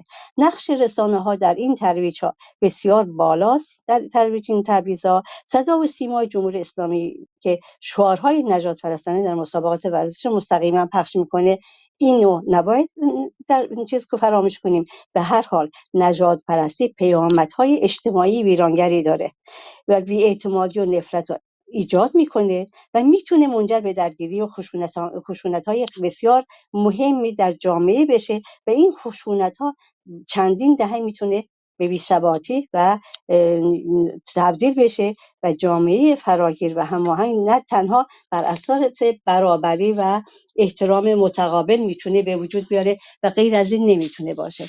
بنابراین به نظر من با این مسئله تنها نباید خودمون رو چیز کنیم که آره مثلا جمهوری اسلامی 2 تا رو گرفت، نمیدونم کمیته انضباط چیز کرد. من الان در رابطه با شما فعالیت ها پرسیدین، من الان یک چیزی رو به شما بگم که این از کی شروع شده و ما از کی دنبال این مسائل بودیم. در رابطه با مبارزه با نژاد پرستی و در ایران، جمعیت حقوق بشر آذربایجان ارک از سال 2010 در رابطه با این نژاد پرستی فعال شده، با کمیته کار کرده و همینطور با فیفا هم در رابطه با سال 27 جون 2010 بازی تراکتور با پرسپولیس بوده. بعد اون در همون سال 28 آپریل تراکتور با مس کرمان بوده، تراکتور با ابو مسلم بوده 4 آپریل 2010 و باز تراکتور با سپاهان بوده در اصفهان 12 اکتبر همون 2009. ما این 3 کتاب ما در این رابطه، در رابطه با شعارهای نژاد پرستانه، ما 3 کتاب به فیفا دادیم و کپیشو به سازمان ملل دادیم.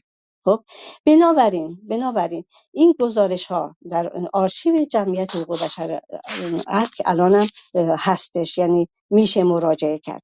در پی این چیزا کمیته که کرده بودیم، کمیته نژاد پرستی علیه نژاد پرستی و همینطور تبعیض نژادی در سال 2010، یعنی ما وقتی دادیم 2012 در این کمیته در گزارش خود به اجلاس شورای حقوق بشر در مورد شعارهای نژاد پرستانه اعتراض کرد، در صحن سازمان ملل اعتراض کرد و توضیح خواست که چرا شعارهای نژاد پرستانه از تلویزیون دولتی شما پخش میشه. گزارشات ما در رابطه با این شعارها و همچنین در رابطه با زبان مادری به اونا داده شده بود و اون دوباره تکرار کرد که چرا وقایع استادیوم آزادی این مسائل یعنی جلوی این مسائل گرفته نمیشه و نژاد پرستی باز خواند اون را، گفت این نژاد پرستی باز هست که در ایران پیش میره.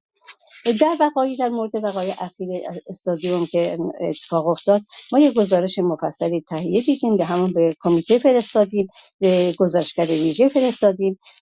جمعیت ارک خودش مجموعه هر کاری بکنیم، هر گزارشی بدیم، باید سند داشته باشیم. هیچ گزارش بدون سندی را نمیخونن. ما تمام اون ویدیوهایی که در اونجا پخش شده و تحقیر ترکا بوده در استادیوم، ما اینا رو جمع آوری کردیم به 58مین اجلاس شورای حقوق بشر که در 2 هفته بعد شروع میشه. ما میدونیم، ما سخنرانی میکنیم در همین باره، در با این نژاد پرستی در سازمان ملل. بنابراین ما با نمایندگان جمهوری اسلامی اونجا هستیم، ما مقابل اونا سخنرانی میکنیم و اونا میشنون و میبینن که ما منعکس کننده جامعه ایران در اونجا هستیم. تمام این مسائل ادامه داره، ما ادامه خواهیم داد و میدونین که این گزارش هایی که میره اونجا موجب میشه که دولت هایی که میشنون، وقتی میشنوین که دولت جمهوری اسلامی با 80 رأی مخالف موافق با 25 رأی ممتنع، عذرخواهی بله میکنم، یه خشخشی اون بکگراند صدای شما هست، حیف بالاخره این صداها برای به جهت موندگاری یه خشخشی داره میاد، نمیدونم دقیقاً که کنترلی بکنیم مایکتون رو. عذرخواهی میکنم اگر کلامتون بریده شد. خواهش میکنم. من بفرمایید. الان بکنم الان درست شد.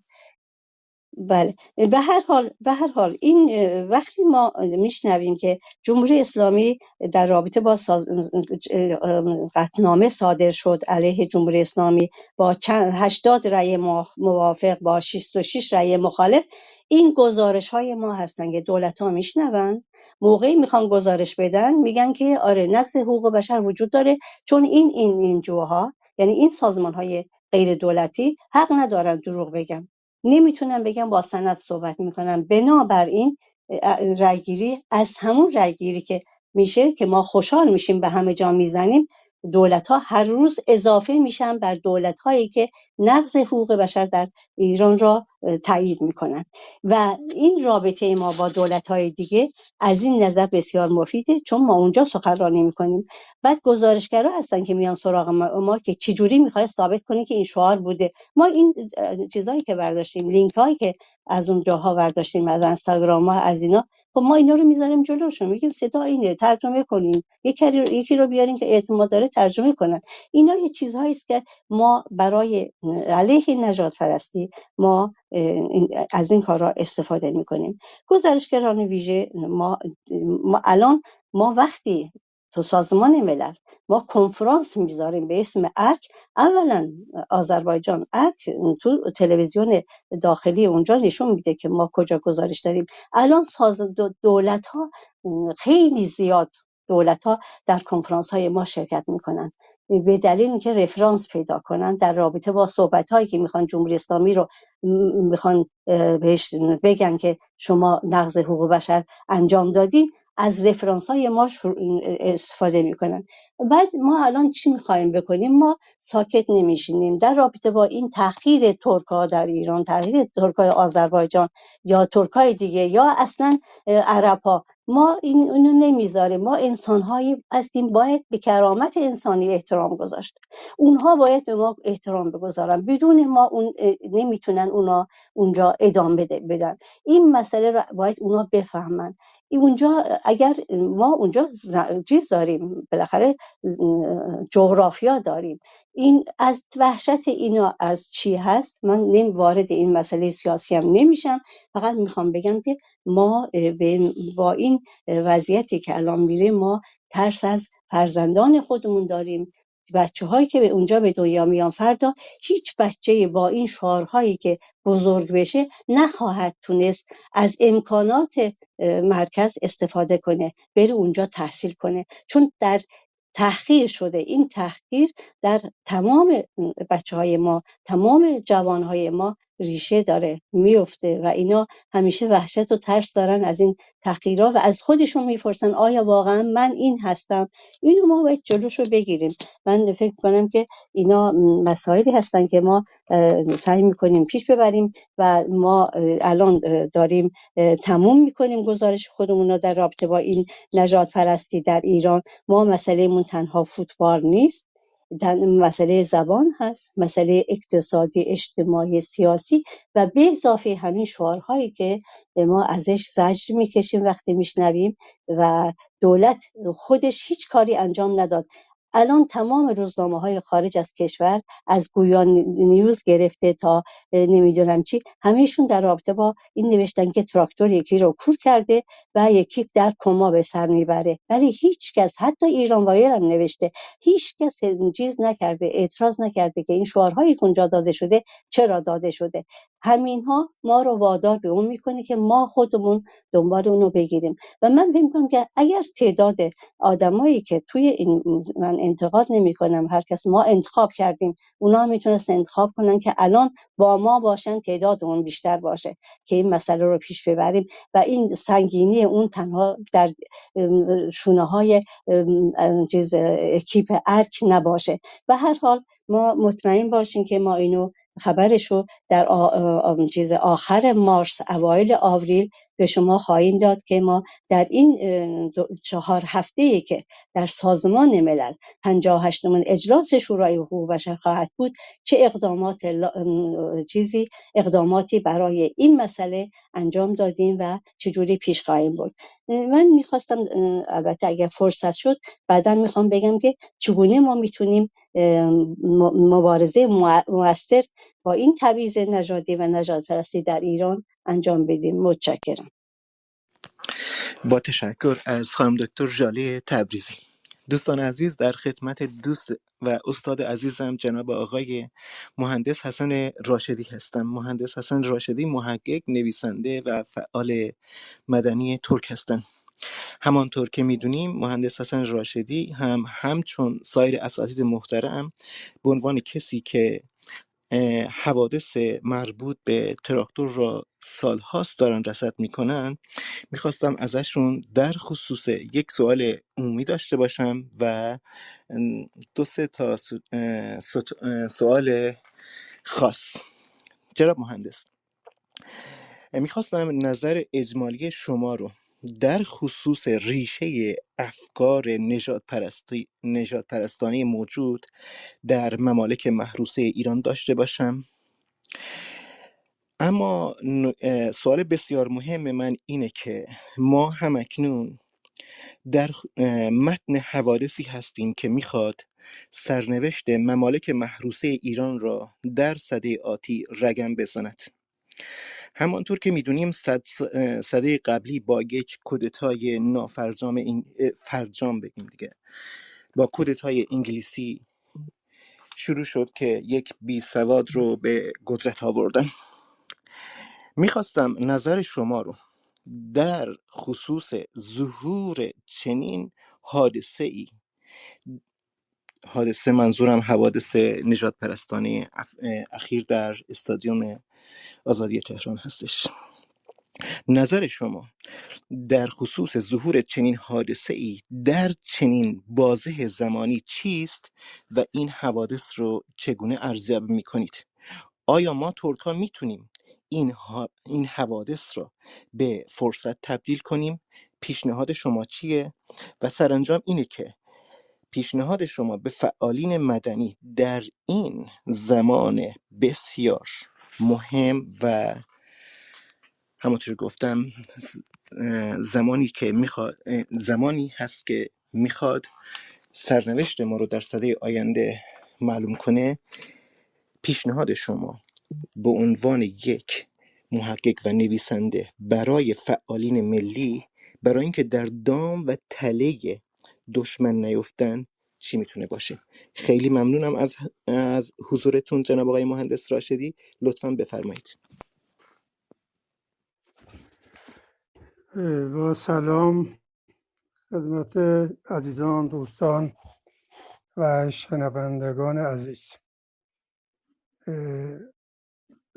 عرض شود که سوال بسیار خوبی رو مطرح کردید، به خاطر اینکه ما می‌بینیم مسئله ساده ای نیست که فقط در همین چند روز پیش در مسابقه بین تراکتور و پرسپولیس رقم خورده باشه، بلکه این مسئله و این شعارهای نژاد پرستانه اساس و پایش از 100 سال پیش پایه‌ریزی شده و بنیانگذاری شده تا به اینجا رسیده که ما امروز شاهد اون در استادیوم‌ها هستیم. می‌دونید ترک‌ها نزدیک به 1000 سال حاکمیت ایران رو داشتند و این حاکمیت ایران باعث شده بود که در بین این 1000 سال، یعنی در طول این 1000 سال، هیچ گونه مسئله نژادی و چیزهای از این قبیل اصلا مطرح نباشه در جامعه ایران.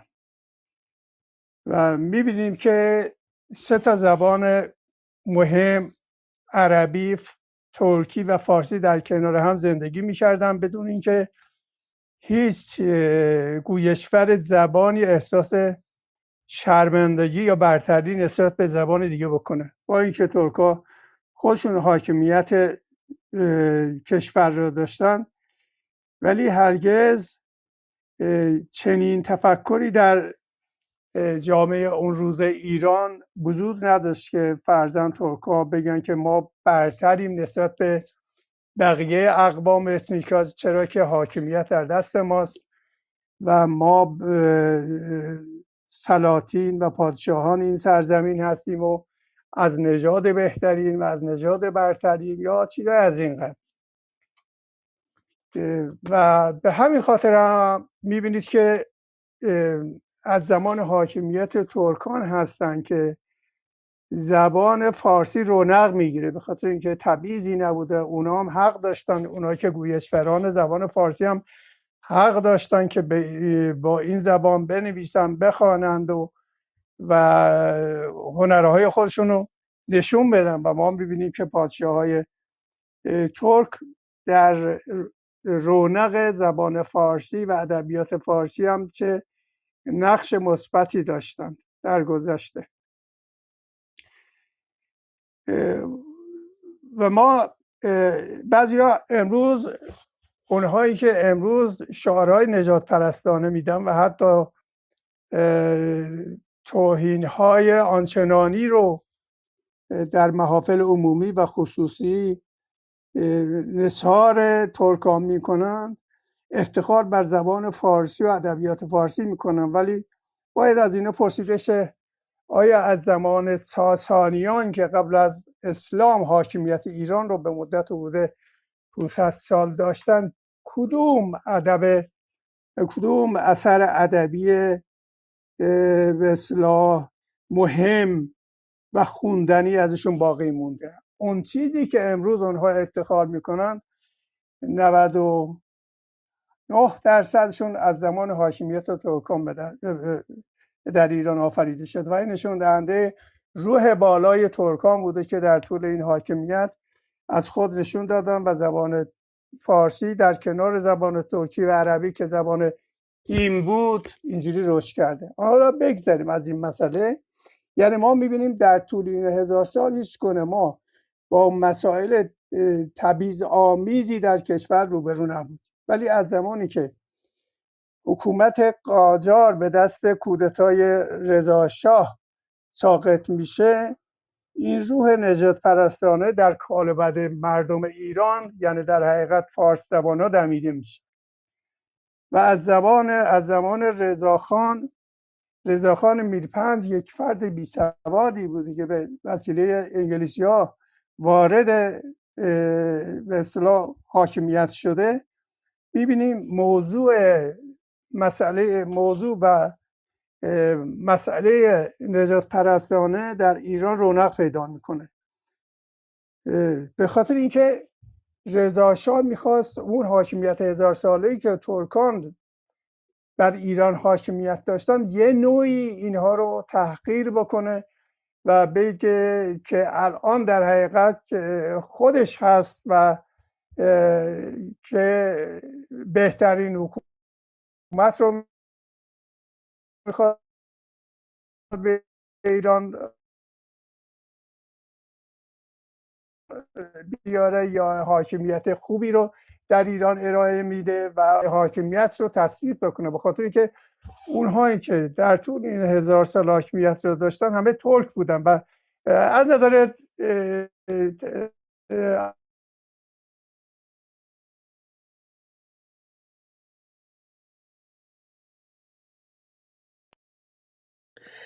جناب آقای مهندس راشدی صدای شما نمیاد. کار عمومی مهندس راشدی افتخاری برای عده‌ای حداقل بگیم برای همه، افتخاری برای یه دی از ترکان نشه یا پرستی و فارس پرستی که این رو به عنوان نژاد برتر معرفی بکنن. یعنی اون چیزی که ما امروز میبینیم نتیجه این 100 سال تفکر نجات پرستانی است که بر کشور ایران حاکم شده. چون که در زمان رضا شاه ما میبینیم که افرادی مثل محمود افشار، مهیار نوابی، عباس اقبال آشتیانی و فردی مثل عارف قزوینی چجور بی‌محابا و بدون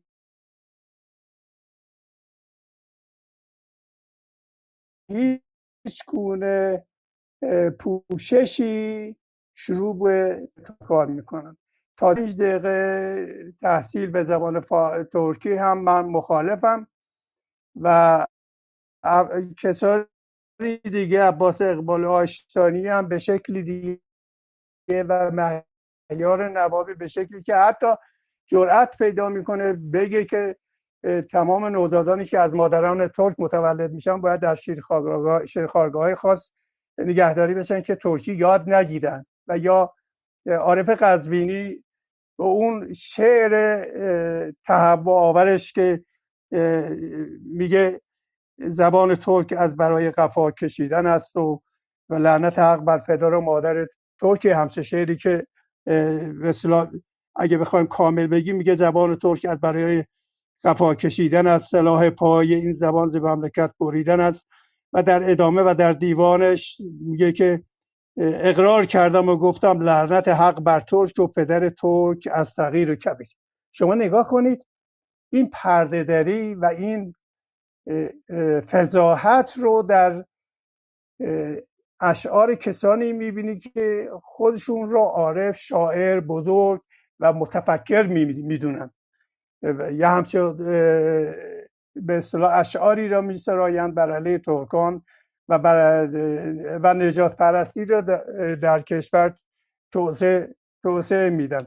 در حقیقت اون چیزی که ما امروز میبینیم نتیجه همین تفکر نجات پرستانه است که بر کشور حاکم شده. یا در زمان رضا شاه حتی جار زدن به زبان ترکی ممنوع بوده. جار زدن در اون زمان به خاطر این بود که مثلا یک قوانین رو تصویب میکردن، این قوانین باید اجرا میشد در شهرها. این رو به صورت جار زدن، یعنی در شهر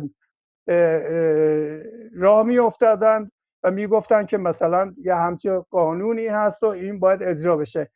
حتی در شهرهای ترکنشین آذربایجان و غیر آذربایجان، حتی مثلا در یکی از شهرهای نزدیک اصفهان که چادگان هست که این البته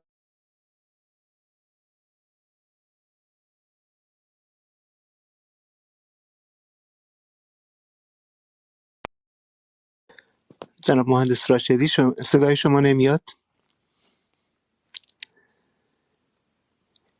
تیمی خانم اگه میخواین متاسفانه بله بله. صداتون نداریم. آقای مهندسی ورود خروج اگه صحبتتون در واقع به اتمام رسیده، مایکشون رو بستن ولی کرد.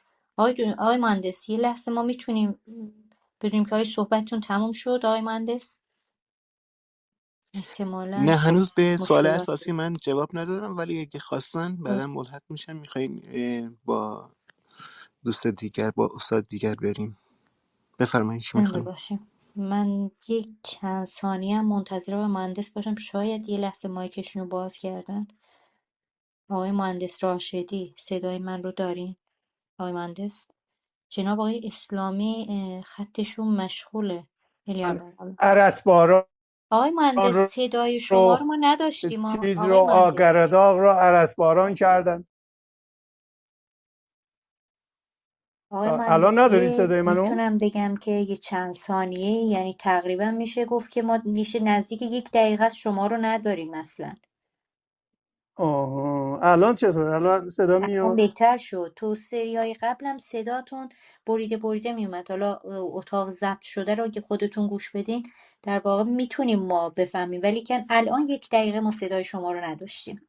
هر صحبتی که کردین ما نشنیدیم. آها، پس اجازه بده از حدود اون 1 دقیقه به بعد من صحبت کنم. اجازه بده. پس یه جنبندی الان میخوایم با یکی از دوستان دیگه وارد صحبت پس بشیم که دوباره برگردیم به شما. درسته؟ راجع به اون همون 1 دقیقه من بفهم. بگم که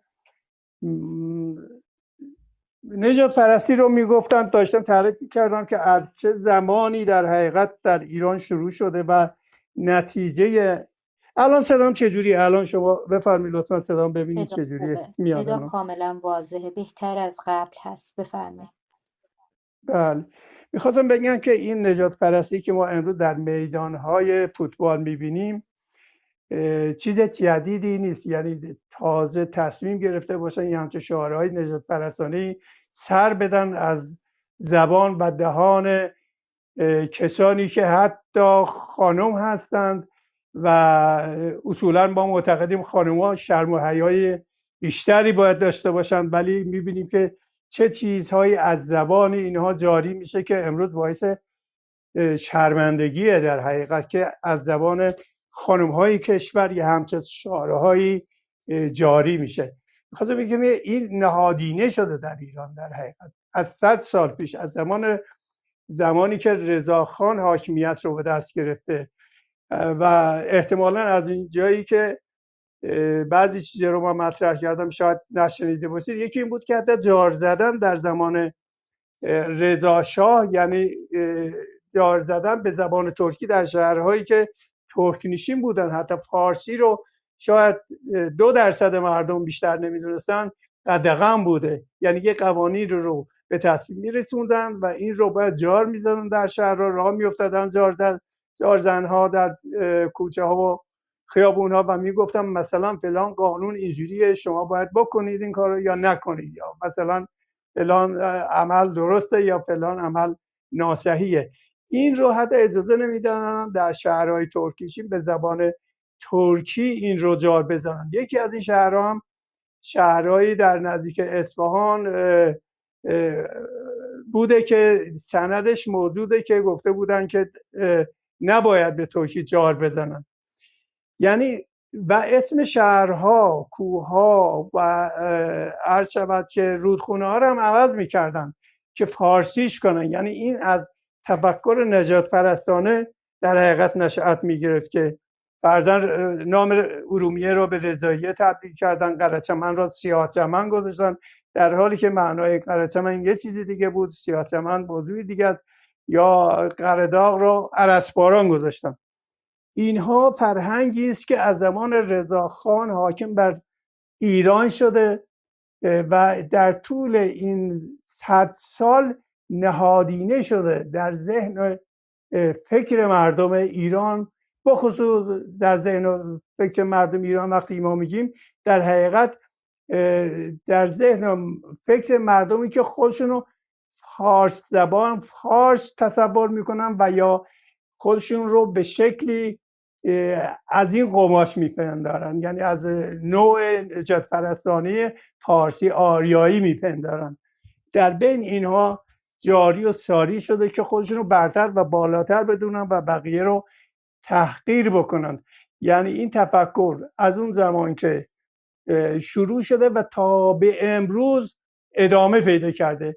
ما مثلا چند حدوداً سال احتمالاً سال 72 بود، میبینیم که در ایران یک پرسشنامه از طریق آموزش پرورش پخش میشه در بین مردم که میپرسن اگر همسایه شما ترک باشد آیا حاضری در اون آپارتمان زندگی بکنید یا همسایگی این فرد زندگی کنید، یا آیا حاضرید دختر به اون کسی که ترک است بدهید. و سوالهای از این قبیل در بین دانش آموزانی که باید دوستی، شفقت، مهربانی رو در بینشون باید به اصطلاح تشویق بکنند و ساری بکنند و یاد بدن، برای بچه‌های خردسال و دبستانی و دبیرستانی پخش میکنن در بین اینها. یعنی اینها از کودکی بچه‌ها رو نجات پرست بار میارن تا اینکه میرسه تا همین اواخر، فکر کنم شاید 1 سال پیش بود، در تلویزیون یه برنامه بود که از یه مسابقه بود، ظاهرا یه مسابقه، مذیع برنامه میپرسه برترین نژاد در دنیا یا بهترین نژاد در دنیا یا چیزی شبیه این. سوال شونده میگه که آریایی. مذیع برنامه آفرین آفرین و بقیه اونایی که نشستن به این آفرین میگن. یعنی شما نگاه کنید در طول این 100 سال این نجات پرستی آنچنان در بین مردم، در بین اونهایی که خودشونو برتر فرض میکنن و خودشونو به قول معروف آریایی تصور میکنن، فارسی آریایی، هرچه رادیو و تلویزیون یک به اصطلاح رسانه‌ای هست که در تمام ایران پخش میشه و باید حساب شده در اون صحبت کرد، همچون برنامه‌ای رو هم حتی ارائه میدن. یعنی این نجات پرستی محض. و یا اون کسانی دیگه که مثلا فرضاً مثل طباطبایی که حالا معروف به تروریستان ایران شهری شده، که همه اینها نشأت میگیره از در طول این 100 سالی که در بین مردم رواج پیدا کرده این نجات پرستی. امروز ما بینیم که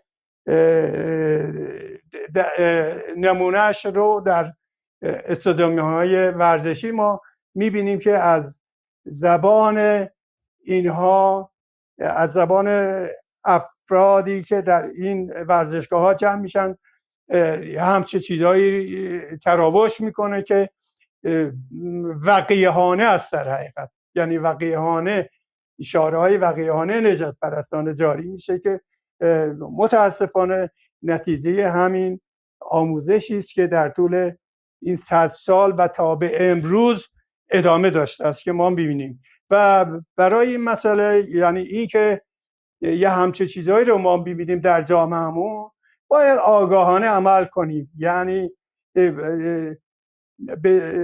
در رادیو تلویزیون باید به جای این همه برنامه‌های، من حدوداً شمردم نزدیک 30 تا کانال تلویزیونی هست، از این 30 تا کانال تلویزیونی انواع و اقسام برنامه هست، به جز اینکه راجع به مسائل ضد نجات پرستی مثلا کسی بیاد صحبت بکنه، نمیبینم اصولا یا دیده نمیشه.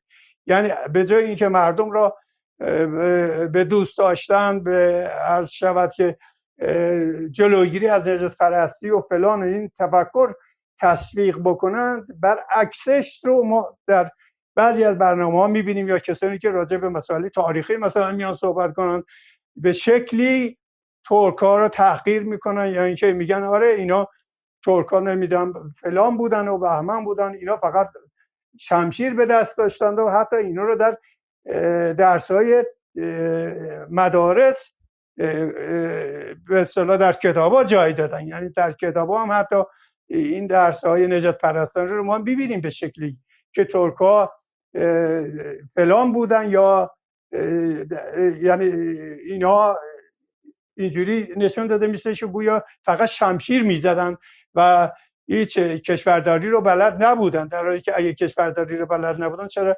1000 سال حکومت کردن و اینا گویا فارسا بودن که مملکت رو اداره میکنن. خب فارسا اگر اینقدر مهارت در به اصطلاح کشورداری داشتن، خودشون حاکم میشدن در طول این 1000 سال.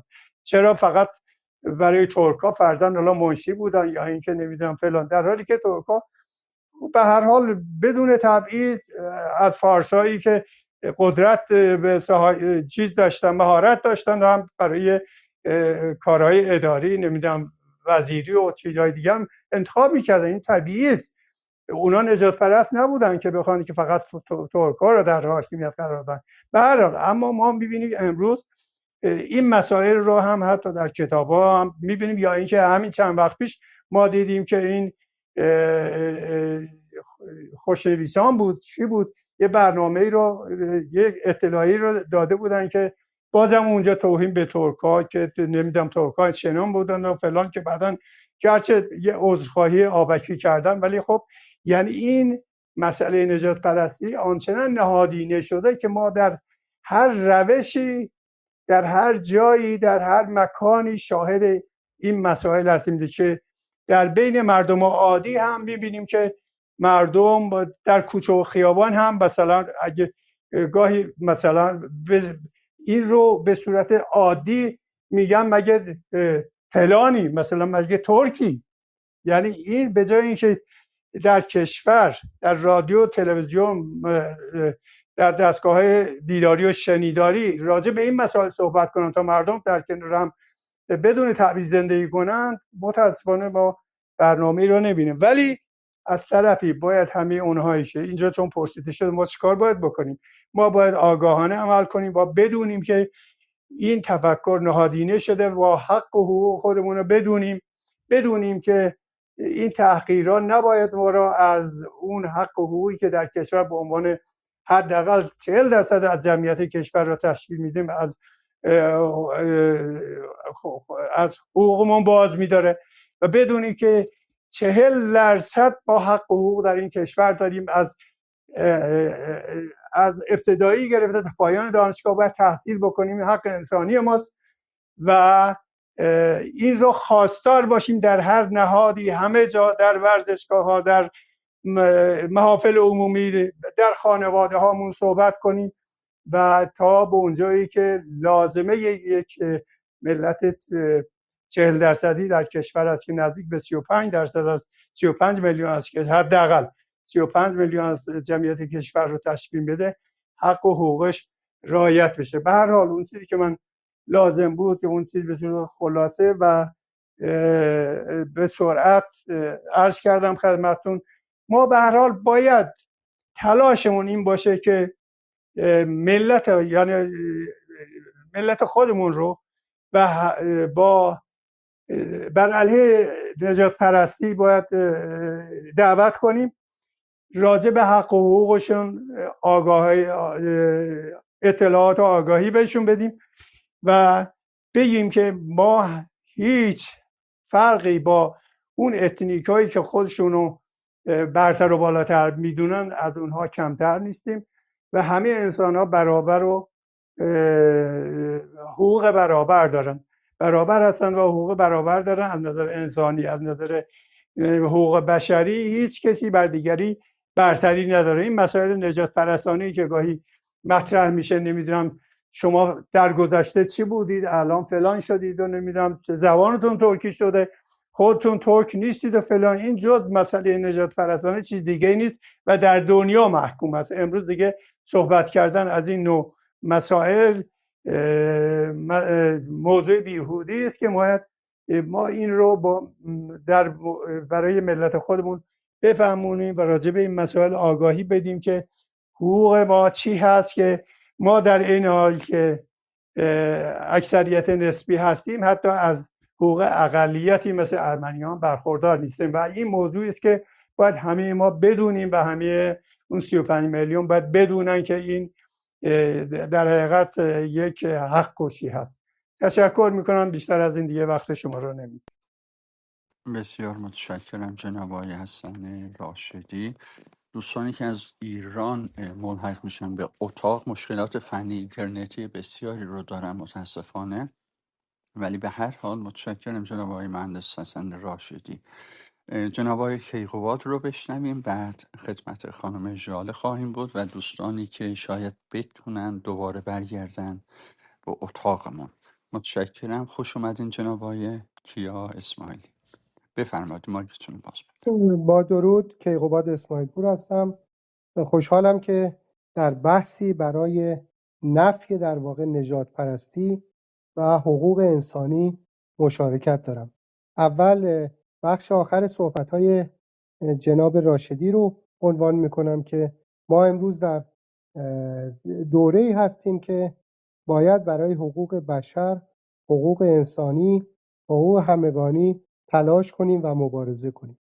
این مبارزه به من فارس، شمای ترک، اون هموطن کرد و غیره محدود نمیشه و بنابراین این ترویج این فرهنگ هست که میتونه فاصله ها رو کم کنه و میتونه ما رو قدرتمندتر کنه. به همین خاطر من اول چند تا نکته‌ای که وبسایت جمعیت حقوق بشر آذربایجان رو نگاه کردم و بسیار خوشحال شدم که یک انجمن حقوق بشری است. یه دو سه تا نکته رو بگم که خانم تبریزی بعد اگر توضیح دارن به من بگن. بعد برمیگردیم به مسئله تراکتور که موضوع بسیار مهمی است و پرداختن اون.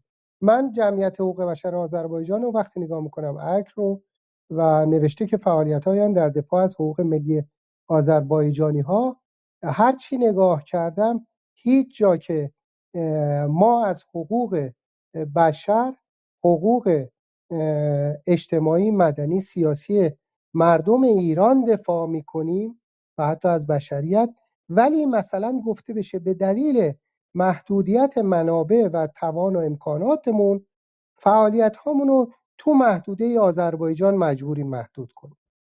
اگر همچین چیزی بود من بسیار خوشحال می شدم. در جاهای دیگه حتی اومده این که اهداف ارک رو حقوق بشر شناساندن ترک‌های آذربایجان در سازمان ملل و دیگر مجامع و مبارزه با تبعیض و نژاد پرستی علیه ترک‌ها در ایران اومده. من میخوام اینو بگم، ما نمیتونیم هیچ سازمانی، هیچ گروهی رو محکوم کنیم و بگیم که شما چرا از دیگران دفاع نمی‌کنید. ما اگر حمله علیه نژاد پرستانه، علیه قومیتی، ملیتی، گروهی چیز میاد، وظیفه همه ما هست که به اون بپردازیم.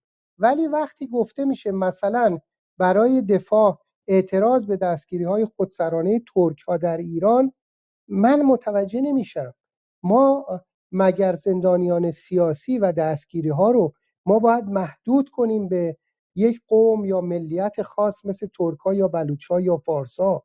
من انتظار دارم که از یک مجموعه حقوق بشری حداقل در بخش بیانیه و عرصه فعالیت‌ها این رو عنوان کنه که ما دفاع از حقوق بشر در کلیتش و بعد جامعه ایران و محدوده فعالیت‌های عملی رو به خاطر محدود بودن منابعمون در حوزه آذربایجان پیگیری می‌کنیم. این نکته‌ای بود که در این رابطه خواستم با سرکار خانم تبریزی در میان بذارم. و اما موضوع اساسی و تایتل بحث، ببینید فوتبال و شعارهای نجات پرستانه. در فوتبال در همه استادیوم ها شما شاهد هستید که ولگار در واقع لانگویج یا ریسیسم لانگویج و دیده میشه و آقای دکتر رحیم هم عنوان کردن که تراکتور سمبل آذربایجان نیست. من میخوام بگم که هم هست و هم نیست. سپاهان هم سمبل اصفهان هست و نیست. در همه جای دنیا مثلا وقتی میگن که رئال مادرید یا بارسلون سمبل در واقع اسپانیا و سمبل مادرید هست و نیست. ولی نکته‌ای که اینجا وجود داره، وقتی از نام یک باشگاه برای ابراز نفرت و برخورد نجات پرستانه و ایدئولوژیک استفاده میشه، اون وقت دیگه بحث در جایی است که من و شما با هر باور، عقیده، نژاد، قومیت، زبان باید در مقابل اون بایستیم. بنابراین مسئله استفاده از کلمه تراکتور یا سمبل تراکتور نیست. مسئله این هست که از این عامل حکومتی نجات پرست و ضد بشری استفاده کرده برای اینکه یک عده شعار بدن و این شعارشون رو در واقع تکرار کنن. با توجه به همه شناختی که از این رژیم داریم، من نمیتونم باور کنم که در استادیوم های ما شعاری داده میشه و ترویج میشه و این شعار نه تنها جلوش گرفته نمیشه بلکه تبلیغ هم براش میشه و این شعار منبعش حداقل یه تعدادی از رژیم نبوده باشه. ببینید مردم همونجور که گفتم توی مسابقاتی که در اسکاتلند هست و انگلستان هم هست، بدترین شکل رفتاری و رفتار زبانی گفته میشه، ولی هیچ کسی باور نداره که اون کارها از طرف حکومت میشه. در داخل ایران این کار از طرف حکومت به اضافه انسانهایی که نه رفتار انسانی و بشری دارن و نه مثلا مسائل نجات پرستی رو درک کردن و حاضرن به اون در واقع علیه اون باشن اتفاق میفته. اگر بخوام این بخش صحبتمو رو جمع بندی کنم، بنابراین شعارها علیه تیم تراکتور سازی به نظر من نجات پرستانه است، به نظر من از طرف رژیم هست و با استفاده از فرهنگی که سالیان سال ترویج دادن تو رژیم پهلوی و رژیم خمینی، نتیجهش این شده که متاسفانه بخشیش باور اجتماعی هم شده و این نجات پرستی رو ترویج داده. این یک موضوع. موضوع دیگه این هست که ریشه های بحث رو نگاه میکنیم. آقای دکتر آقای مهندس راشد اشاره کردن. ببینید ما در این مورد اختلاف زیادی نداریم. وقتی در ایران به جای ادامه سیستم غیر متمرکز ممالک محروسه که وجود داشت کار میکرد، مؤثر بود و انجمنهای ولایتی که بزرگترین محصول بعد از مجلس شورای ملی انقلاب مشروطه بود، اونجوری سرکوب میشه و شعار یک پرچم، یک زبان، یک رهبر رو من اضافه کردم. این شعار نازی ها در انتخابات 1329 فکر میکنم حزب فاشیست نازی بود. اونجا بود که یک پرچم، یک رهبر، یک رأی و اون رأی هم هیتلر بود. ببینید وقتی که تاریخ به اینا برمیگرده دیگه صحبتی از همبستگی تو این فضا نمیشه، مگر اینکه برگردیم به اون کثرت، کثیرالمله بودن و به دموکراسی. این همبستگی وقتی که شعارش داده میشه تا این مسائل بنیادی رو نتونیم حل کنیم نمیتونیم به پیش بریم. نکته آخر، بخش سوم صحبت من سوالی بود که از آقای دکتر مریدی شد و بسیار اندیشمندانه پاسخ دادن. اینکه ما میتونیم درسایی از کشورهای دیگه مثل کانادا داشته باشیم و پاسخ ساده است: بله. اگر هموطن ایرانی میاد در کانادا، میره در بلژیک، میره در آلمان و اونجا هم قانون هم فرهنگ عمومی جامعه ایشون رو مجبور میکنه که باید نجات پرست، باید انسان دوست باشه، نمیتونه نجات پرست باشه. اگر مجبورش میکنه که تو نمیتونی به دیگران افترا بزنی و اگر مجبورش میکنه که تو باید، ببخشید اینجوری میگم، انسان باشی و انسانی رفتار کنی، خب در داخل ایران هم میتونیم این کار رو بکنیم. این کار از دو طریقه: یکی پذیرش قانونی، یکی دیگه پذیرش اجتماعی. پذیرش قانونی اون بخشی است که اتفاقاً برخلاف بعضی از هموطنان که امید می‌بندند به رئیس جمهوری که مثلا ترکی صحبت میکنه، بجز سرنگون کردن این رژیم راه دیگه‌ای نداره. این پذیرش قانونیشه تا ما بتونیم در واقع بنیانهای جدیدی رو بذاریم. پذیرش اجتماعی که بخش سخت‌ترش هست، اون در واقع برگرداندن آموزش و فرهنگی است که در طول 100 سال و بیشتر در این کشور بوده. اون چیزی است به عهده من و شما و انجمن حقوق بشر آذربایجان و بقیه هست تا بتونیم به مردم یاد بدیم که آقا، نژاد پرستی شرم‌آورترین عقیده و باوره. شما نمیتونی در قرن 21 زندگی کنی و نژاد پرست باشی. به اون هموطن یادآور بشیم که تو نمیتونی در قرن 21 باشی و به شکنجه باور داشته باشی، ثابتی رو بیاری ازش دفاع کنی.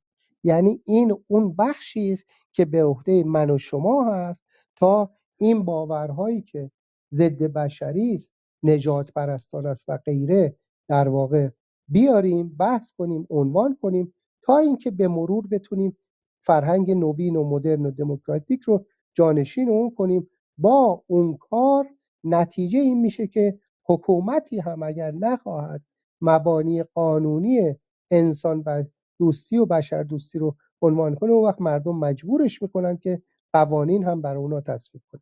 من ممنونم و متشکرم از اینکه فرصت رو برای من دادید. خیلی ممنونم آقای کیقوباد اسماعیلی.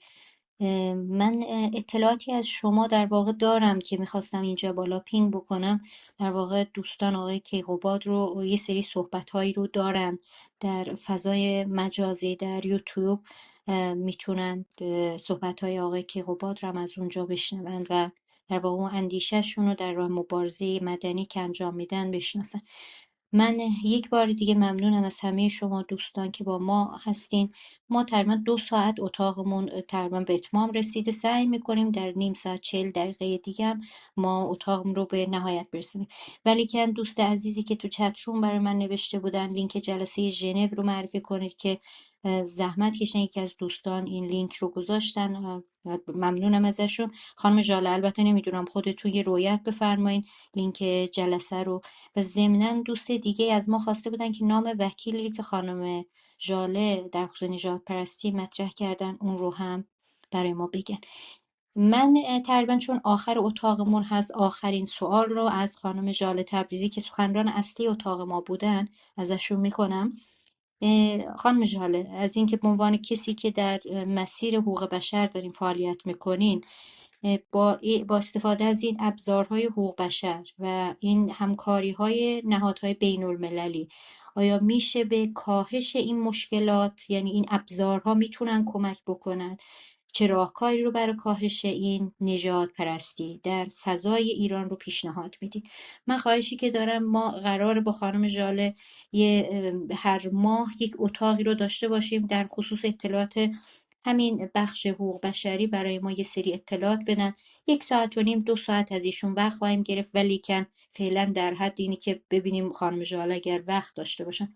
من ممنونم که این بحث رو صحبت رو بکنید و انشالله ما شما رو در اتاقهای بعدی به صورت کامل در این مباحث بشنویم. خانم ژاله بفرمایید.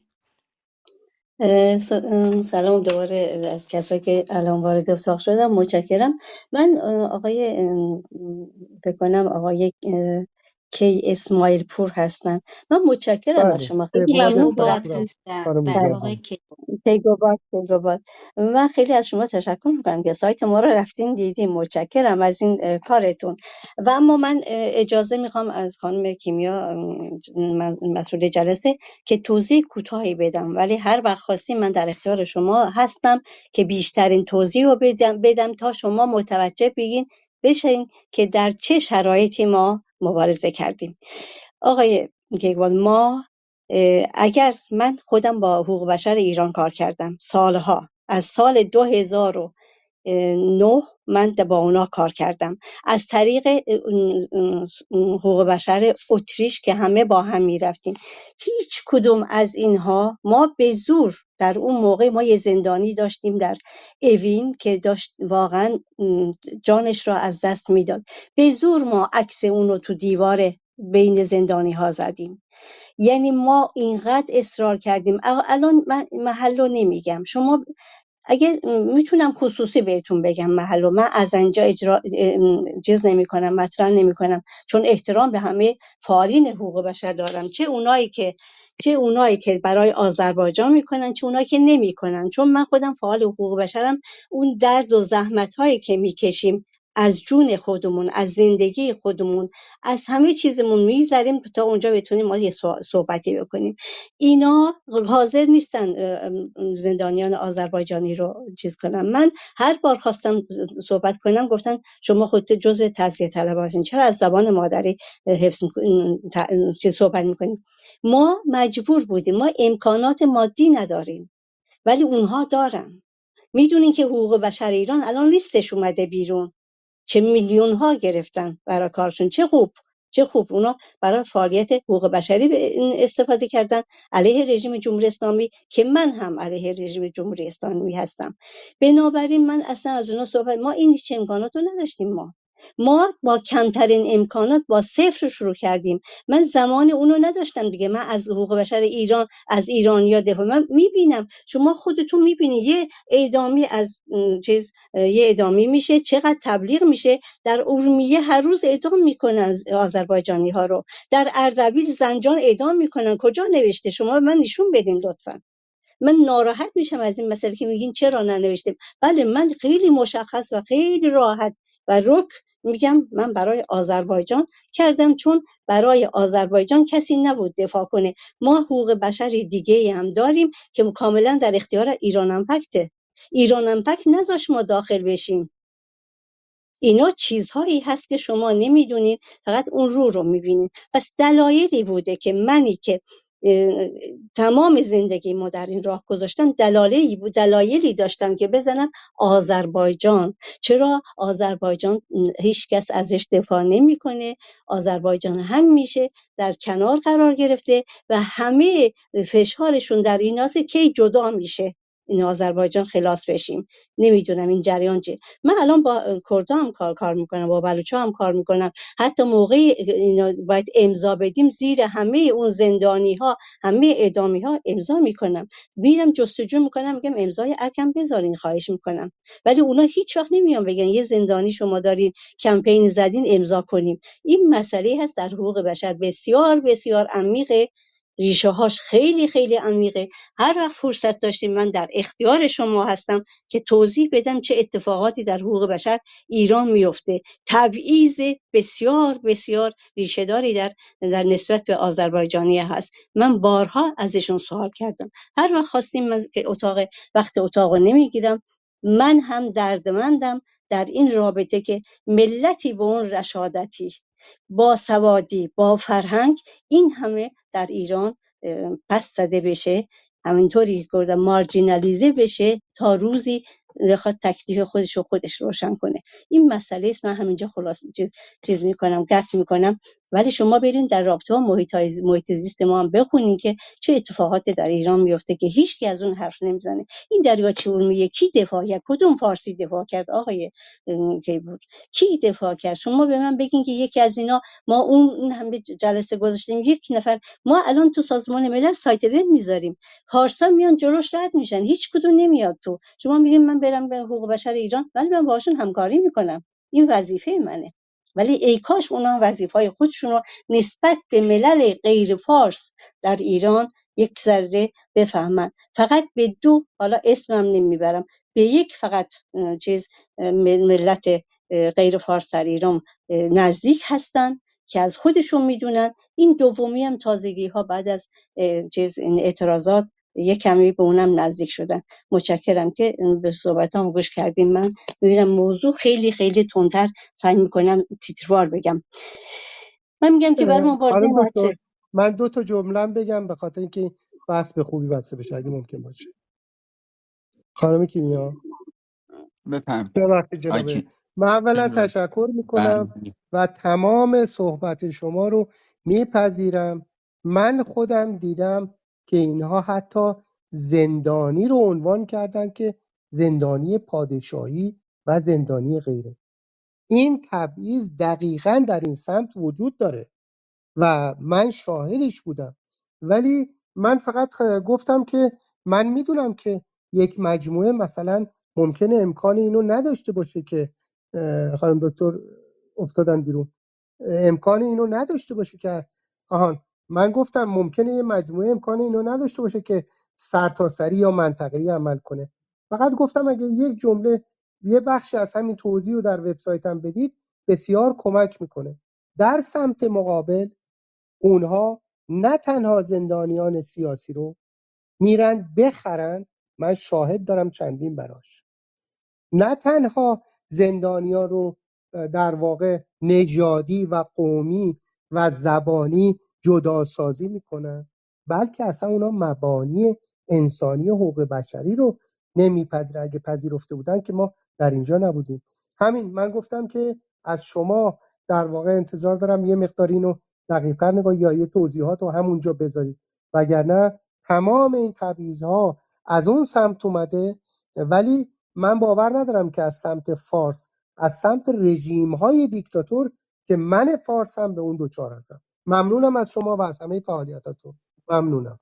متشکرم. من خانم این کار جاله رو میکنم، بفرمایید. ولی متشکرم از شما، خیلی ممنون، چون خودتون الان متوجه شدین اون چیزایی که من نمیخواستم بگم خودتون گفتین. ما الان 12 تا 13 تا زندانی داریم، 95 سال به زندان چیز شدن، هیچ کدوم از اینا نمیزنن. ما تو سایتمون هست، هیچ کدوم ما اصلا مدیا نداریم، مدیا ما رو اصلا نمیاد سراغ ما، مدیا نمیاد سراغ من متشکرم. من میرم چیز دنباله این مسئله. برای اینکه مبارزه موثر با تبعیض نژادی و نژاد پرستی در ایران پیش ببریم، اولا باید اصلاحات بنیادی در سیستم تعلیم و تربیت، فرهنگ تولرانس و برابری همه انسان‌ها از طریق یک سیستم آموزشی به کودکان تعلیم داده بشه. متأسفانه جمهوری اسلامی این کار رو نکرده و برعکس اون چیز هستش. نمادها و آثار برای اینکه بخوایم این نژاد پرستی رو از بین ببریم، این از کتاب‌ها، این تحقیرهایی که در رابطه با ملت‌های غیر فارس هستش باید از بین بره. همه فرهنگ‌های موجود در کشور باید معرفی بزن. از شخصیت‌های تاریخی غیر فارس در ایران باید صحبت بشه. 100 سال است که شخصیت‌های تاریخی و نمادهای فرهنگی ایرانیان یعنی غیر فارس‌ها انکار میشه. تنها ترویج یک فرهنگ در یک جامعه چند فرهنگی و یک زبان این نژاد پرستانه است که وجود دیگری را انکار میکنه. آذربایجانی ها از این مسائل رنج میبرند و دیگران که فرهنگ آذربایجانی ها را نمیشناسند و نمیخوام بگم که فکر کنن که آذربایجانی ها چیزی برای گفتن ندارن. به عنوان مثال چند درصد از غیر آذربایجانی ها اسطوره های دده گورگود رو میشناسن؟ چند درصد از شعر دوستان ایران آثار عمادالدین نسیمی، محمد فضولی را خواندند؟ بخش بزرگی از نامه‌های شاهان ایران به همتاهای خودشون در کشورهای دیگر در طول تاریخ به زبان ترکی نوشته شده. تاریخ ایران بدون شناختن وجود این نامه‌ها ناقص است. این مسائل در رابطه با عرب‌ها و کردها و بلوچ‌ها و دیگر غیر فارس‌ها نیز وجود داره. نمیتوان فرهنگ و تاریخ ما را، آنان را یا اون همه را نادیده گرفت و از حقوق برابر ایرانیان حرف زد. فعالیت‌های مدنی، انجمن‌های هنری و ادبی، فرهنگ‌های موجود باید به رسمیت شناخته بشه. تکثر تنوع فرهنگی از طریق رسانه‌های جمعی سراسری باید ترویج بشه. نگاه امنیتی به فرهنگ ما باید برداشته بشه. فارس، یعنی این مسئله باعث میشه که کارهایی که انجام میدن یه مقاومت فرهنگی در مقابل فرهنگ حکومتی به وجود بیاد. در آذربایجان ترتیب دادن جلسات شعرخوانی و فعالیت فرهنگی ترکی از طرف نهادهای امنیتی حکومتی تبلیغ پان ترکیست و تزیه طلبی نامیده میشه. بیشترین زندانیان سیاسی در 4 دهه گذشته در ایران از میان مدافعان زبان مادری و فرهنگ ترکی بوده است. نمیشه که تمام بودجه آموزشی و فرهنگی یک کشور 90 میلیونی فقط تنها به یک فرهنگ اختصاص داده بشه و بقیه ممنوع بشه. آنگاه از زبان مشترک، فرهنگ مشترک حرف بزنیم. ما نمیتونیم اینو انجام بدیم. متاسفانه نجات پرستان در ایران از زبان فارسی یه چماقی درست کردن، بر سر هر کسی که بخواد از زبان مادری خود دفاع کنه میکوبن. قوانین و مقررات لازم برای جلوگیری از خشونت کلامی و توهین و تحقیر دیگران و تخلفات فرهنگی باید یک تخلفات فرهنگی تدوین بشه که از طریق سیستم حقوقی کشور به طور مساوی اجرا بشه. متاسفانه در ایران اغلب ما قوانین تنبیهی داریم و آموزش زبان‌های ملل دیگر نیست باید تدریس بشه، باید اینا آزاد بشن. 12 سال پیش من هیچ فراموش نکردم، حسن روحانی در تبلیغات چیز خودش، انتخاباتی خودش، گفت به آذربایجانی، گفت اگه به من رأی بدید من یه فرهنگستان زبان ترکی باز میکنم و دستورش هم داد. ولی آقای از اون طرف آقای این فرهنگستان نه تنها باز نشد بلکه قدغن هم شد و اونو امنیتیش کردن. اینا چیزهایی است که ما باش هر روز مواجه هستیم و ادامه داره و امروز من میگم اون چیزی که یعنی در استودیوم ها هست این دنبالی همیناست. برای مبارزه من میگم موثر با تبعیض نژادی و نژاد پرستی در ایران ضروری است که با اصلاحات بنیادی در سیستم این تربیتی باید پیش بره. ما نمیتونیم برای ساختن یک جامعه عادلانه تر و فراگیرتر ضروریه که ما یک درک درست از تبعیض داشته باشیم که چیه. ما در این رابطه تمام تلاش خودمون رو، تمام اهرم‌های ضروری رو برای تغییر این ذهنیت‌ها باید کاهش بدیم، این توضیح بدیم، این نابرابری‌ها رو کاهش بدیم، برای اینکه بتونیم یه آینده‌ای در اونجا درست کنیم که احترام متقابل به همه باشه و همه بتونن با صلح و با احترام چیز کنن. این کرامت انسانی بسیار مهمه برای من و این کرامت انسانی هر روز زیر علامت سوال میره، تحقیر میشه. من واقعا از آینده فرزندان خودمون در ایران چیز دارم، وحشت دارم، ترس دارم. و یه چیزی هم که هست، با رفتن جمهوری اسلامی این فرهنگی که کسانی که 45 ساله هستند، یعنی 46 ساله هستند، یعنی در این مدت به دنیا اومدن، با این فرهنگ به دنیا اومدن. من نمیدونم با اینها چه کار باید کرد. یه جامعه ساختن که تماما یک جامعه خودخواه، نژاد پرست، بعد که به هیچ چیزهای بین المللی وابسته نیستن، هیچ نرم‌های چیزی وابسته نیستن، بین المللی وابسته نیستن. به هر حال اینا چیزهایی است که نگرانی ما را زیادتر میکنه. و به عنوان فعال حقوق بشر حقیقتا با این مسائل ما روبرو هستیم و با امید این که بتونیم روزی، نه تنها همه‌مون باید مشارکت داشته باشیم، بتونیم یه چیزی در اونجا به وجود بیاریم که حداقل مردم در آسایش و در صلح زندگی کنن. من متشکرم از شما، از برای این اتاق خیلی ممنون و خیلی استفاده کردم از سخنرانایی که اینجا بودن. واقعا سپاسگزار هستم از شما. مرسی. متشکرم خانم ژاله و جناب آقای کیقوباد. به هر حال جنبندی سخنانی که در این اتاق شنیدیم، مخصوصا از جناب آقای دکتر رضا مریدی، که فرهنگ مردم فارس امروز فرهنگ نهادینه شده نجات پرستیه و صرفاً در سطح دولت و مراکز هنری و فرهنگی و استادیوم ها و سیاست گذاری نمیشه خلاصه کرد. چون اگر مستحضرید قبل شعارهای بازی استادیوم بازی پیروزی و تراکتور، ما شاهد بیانیه انجمن خوشنویسان ایران بودیم که پخش گسترده‌ای شد و در اون هم به ترک ها و ملت و سلاطین ترک اونجا اهانت‌هایی شد که بعداً هم با یک عذرخواهی کوچک از روی مسئله رد شدن. پس در واقع میشه گفتش که نه تنها مراکز، ادارات، بخشنامه‌ها، دستورالعمل‌ها و حتی بالاترین مقامی که خانم ژاله تبریزی فرمودن بسیار جای تأسف داشتش که نهادهای حقوق بشری که امروز اونها باید مدافع حقوق بشر باشند، اصل تبعیض اتفاقا در بین فعالین به ظاهر حقوق بشری که در اونجا هستند نهادینه شده. وقتی در این سطح ما سخنان خانم دکتر ژاله تبریزی رو میشنویم و سایر مسائل رو کنار هم میذاریم، میفهمیم که عمق فاجعه تا کجا هستش.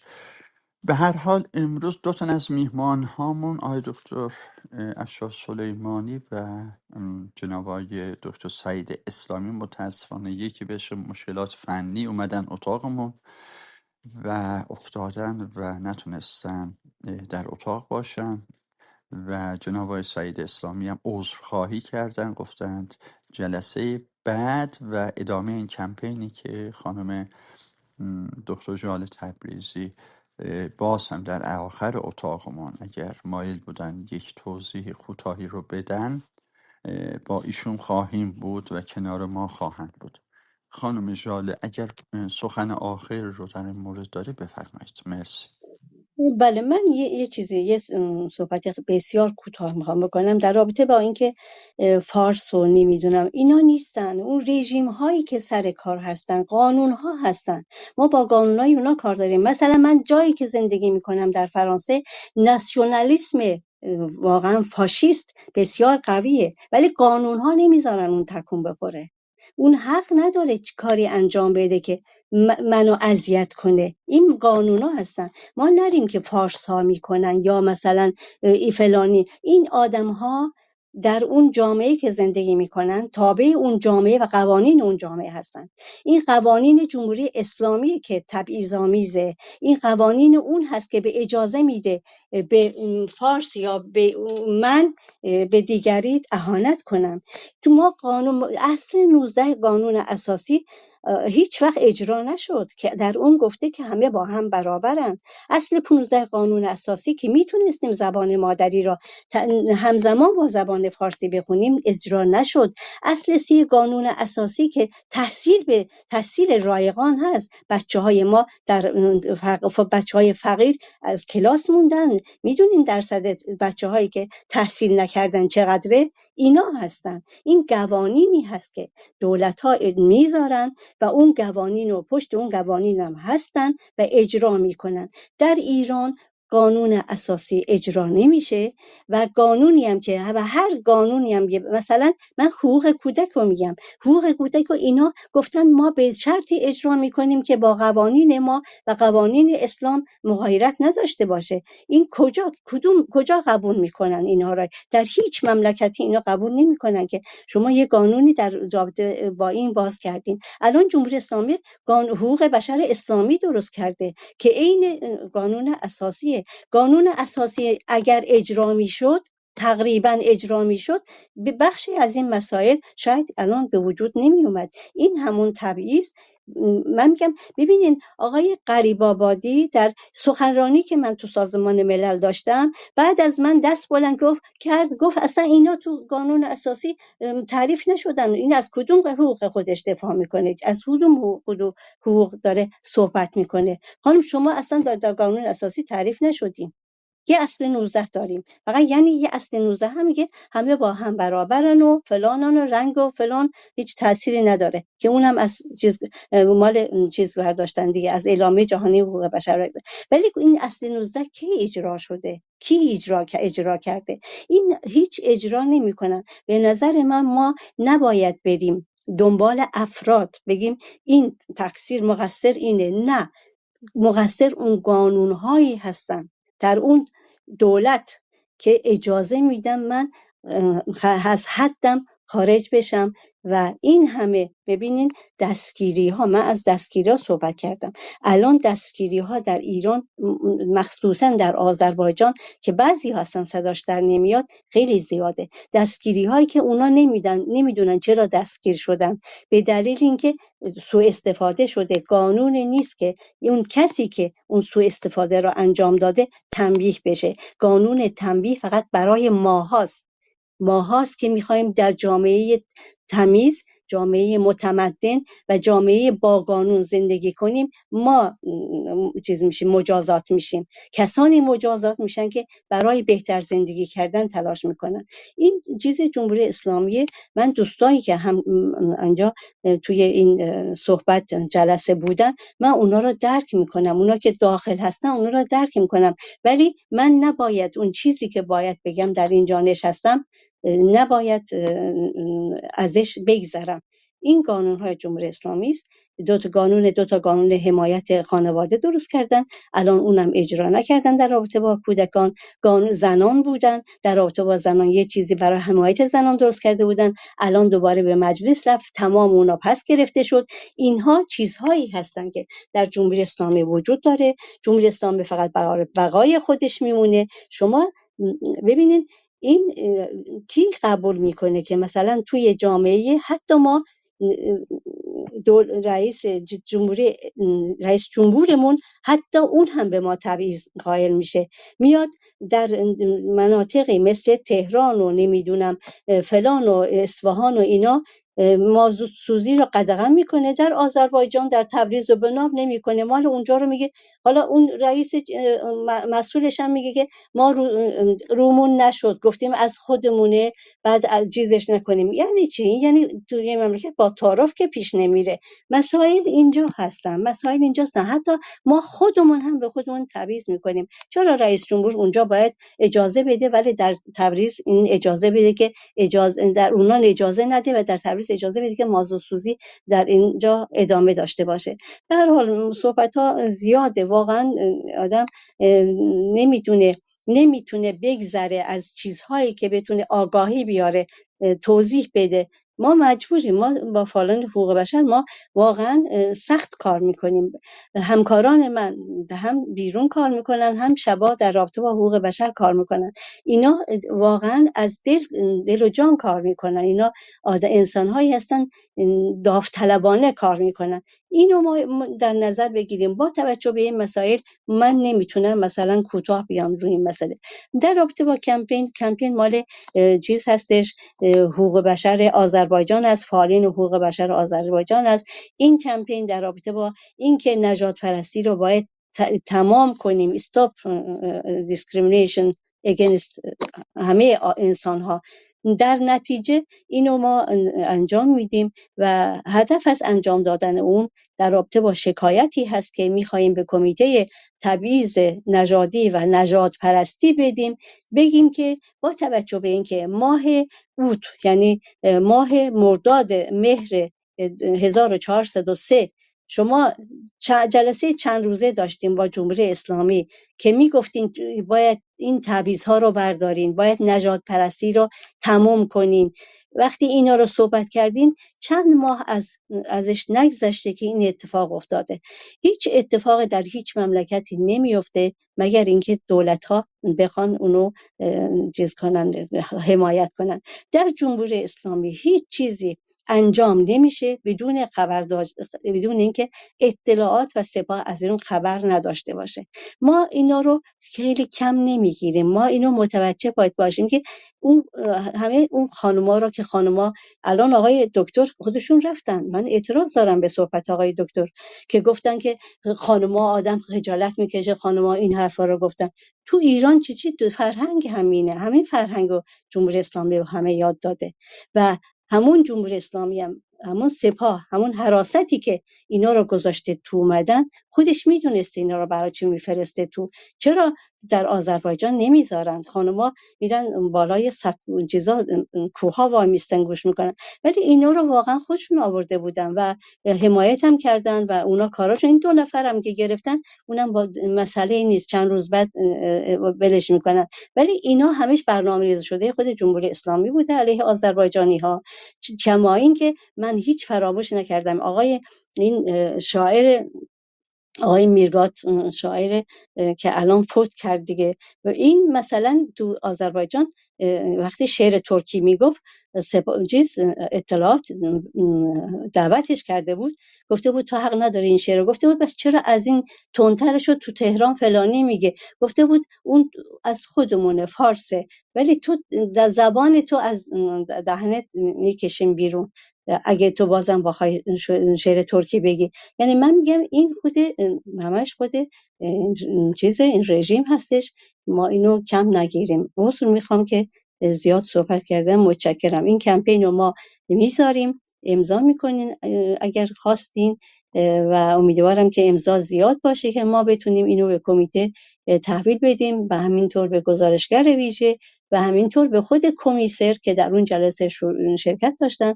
که اینا متوجه بشن که واقعا این نژاد پرستی در ایران ادامه داره و خطری است برای فرزندان ما، کودکان ما، جوانان ما که تحقیر میشن. مرسی.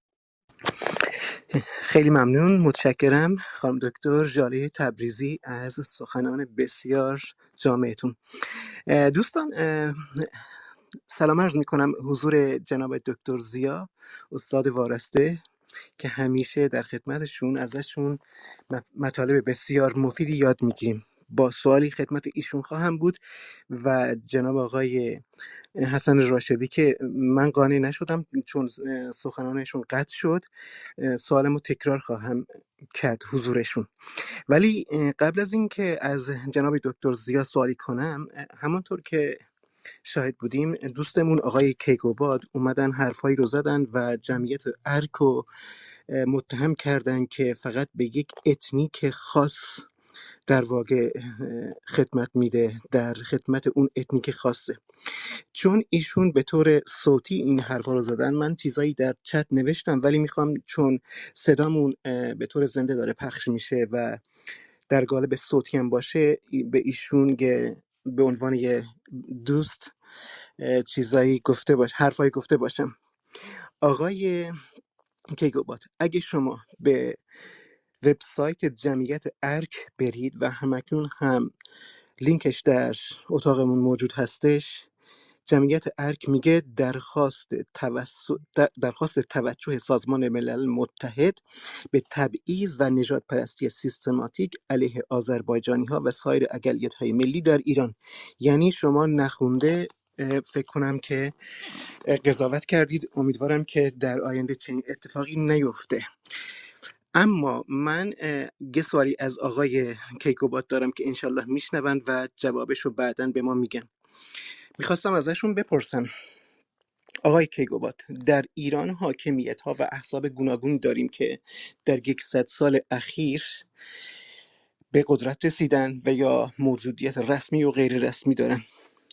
آیا شما یک جمله از این حاکمیت ها و احزاب شنیدی که در خصوص حقوق اولیه ترک ها سخنی برده باشه یا نه؟ مسلماً که نگفتن. اگه گفته باشن حتما جناب آقای کیگوباد میان و توضیح میدن. خیلی ممنونم. در خدمت استاد عزیز آقای دکتر زیا هستم. دکتر زیا، اساتید محترم در خصوص ریشه های نژاد پرستی در ایران و سوابقش صحبت کردن، اما من یک کلمه ای را از خانم دکتر ژاله تبریزی چی میگن به میگیرم و سوالمو آریا. بر اساس اون برای شما میذارم. خانم دکتر ژاله تبریزی فرمودن که عدم اجرای قانون است که این بلایا رو نصیب ممالک محروسه ایران کرده است. میخواستم جناب دکتر زیا شما بفرمایید رابطه عدم اجرای قانون را با این حرف دکتر ظریف که فرمودن اگه حرف ما رو نشنوید 2 هفته ای ترکی صحبت میکنید، آیا شما امیدی به اجرای قانون و تصویب یک اصل بر علیه نژاد پرستی در ممالک محروسه ایران رو میتونید ببینید یا نه؟ بفرمایید، در خدمت هستیم. خیلی خیلی ممنونم. من ضمن عرض سلام به همه خانم ها و آقایان، از بالا سرکار خانم کیمیا منبرزاده، سرکار خانم ژاله تبریزی و آقایان حسن راشدی و به خصوص خود شما و آقای الیار تبریزی و دیگر عزیزان. من به نظرم ببینید این قانون اساسی کنونی که جمهوری اسلامی خمینی هم گفت نه یک کلمه کم نه یک کلمه بیشتر، واقعیت اینه که از برخورد شرایط خاص زمان بعد از انقلاب به وجود اومد. یه مقدار قوانین را اونجا برای اجرا نکردن گنجوندن که مردم رو ساکت کنن. از جمله سرکار خانم ژاله تبریزی اشاره کردن اصل 15 و 19، چون اصل برابری انسان ها که اصل تمدن مدرنه، آزادی و برابری، در روی مدارس فرانسه قدیم آزادی برادری نوشته بودن چون مرد سالار بود انقلاب فرانسه، ولی چون با برابری مغایر بود برادری حذف شده. الان کسی برادری رو نمیگه. واقعیت اینه که خب این اصل برابری مغایر تمام حکومت‌های دینیه. چرا؟ خیلی روشنه. حکومت‌های دینی انسان‌ها رو به مؤمن و غیر مؤمن تقسیم میکنن بدون استثنا. غیر مؤمن ها رو هم به 2 دسته تقسیم میکنن. اهل جزیه، هر دینی دین قبل از خودش رو تایید و دین بعد از خودش رو تکذیب میکنه. اینا چیزهاییست که من از مطالعه تاریخ ادیان بیرون کشیدم. و طبعا آزادی و برابری در دین وجود نداره، اصلا با اساس دین مغایره. تازه اسلام نسبت به ادیان دیگه 2 تا حسن داره که من تعجب میکنم کسانی که الان به نام اسلام دارن حکومت میکنن چگونه این موضوع را از قرآن میتونن توجیه کنن. راجع به نشانه های خدا استدلال نمیشه در ادیان، آیات رو نشون میدن. خلقت آسمان ها و زمین ذکر شده، اختلاف الوانکم و السنتکم، اختلاف رنگهای شما. یعنی اسلام راسیسم نداره که به پیغمبرم تا آخر عمر بلال حبشی رو که عربی رو هم نمیتونست درست تلفظ کنه مؤذن خودش قرار داد، هرچی هم اصرار کردن گفت خدا درست میشنوه. عین همون اختلاف زبان، اصلا زبان کشی در اسلام وجود نباید داشته باشه اگر مسلمونه، نه اسلامش هم تقیه هست، اون دیگه چیز جداییه دیگه، تا آخر میره رو شوونیزم فارس و پان آریانیزم.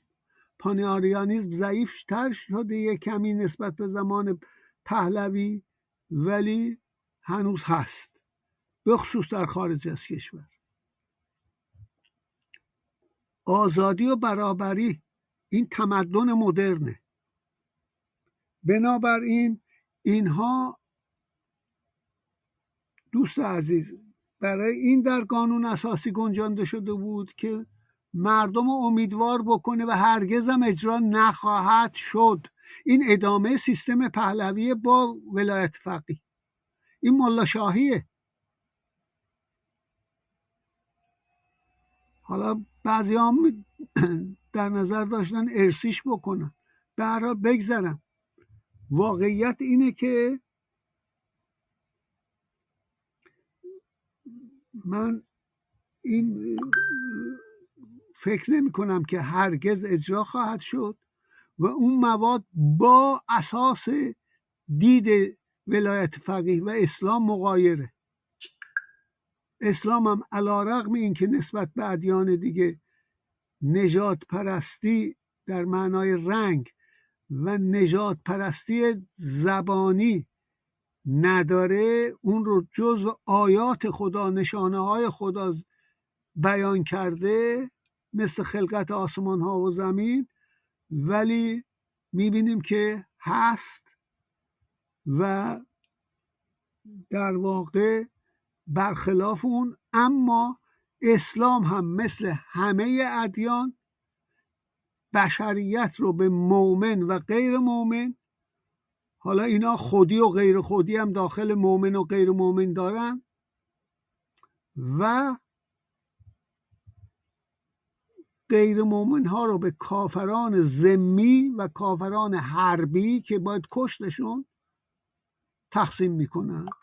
این کل سر و صدا نباشه همه رو، اونایی که بعد از اسلام اومدن، بابی و بهایی و کسروی و نمه و هرچی، همه بایستی کشته بشن. اما به هر حال فکر میکنم که جواب سوالتون رو دادم. یه زدم طولانی صحبت کردم، عذر میخوام، من صحبتم تمومه. خیلی ممنون جناب دکتر زیا، متشکرم از حضورتون در اتاق ما. آقای مهندس حسن راشدی، یه سوالی خدمتتون عرض کرده بودم، اونو من تکرار کنم. همانطور که میدونید آقای راشدی و جمعی دوستان، منطقه خاورمیانه، نه تنها منطقه خاورمیانه بلکه کل جهان در تغییر هستش و ما در آغازین قدم‌های سده پیش رو هستیم. میخواستم بپرسم آیا بروز و ظهور چنین حادثه نژاد پرستانه ای در یک استادیوم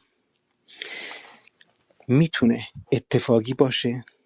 این مسئله رو چگونه ارزیابی میکنید و وظیفه ما ترک ها در این روزهای خطیر نسبت به این گونه، من این کلمه رو به کار میبرم، شیطنت ها چی میتونه باشه؟ بفرمایید.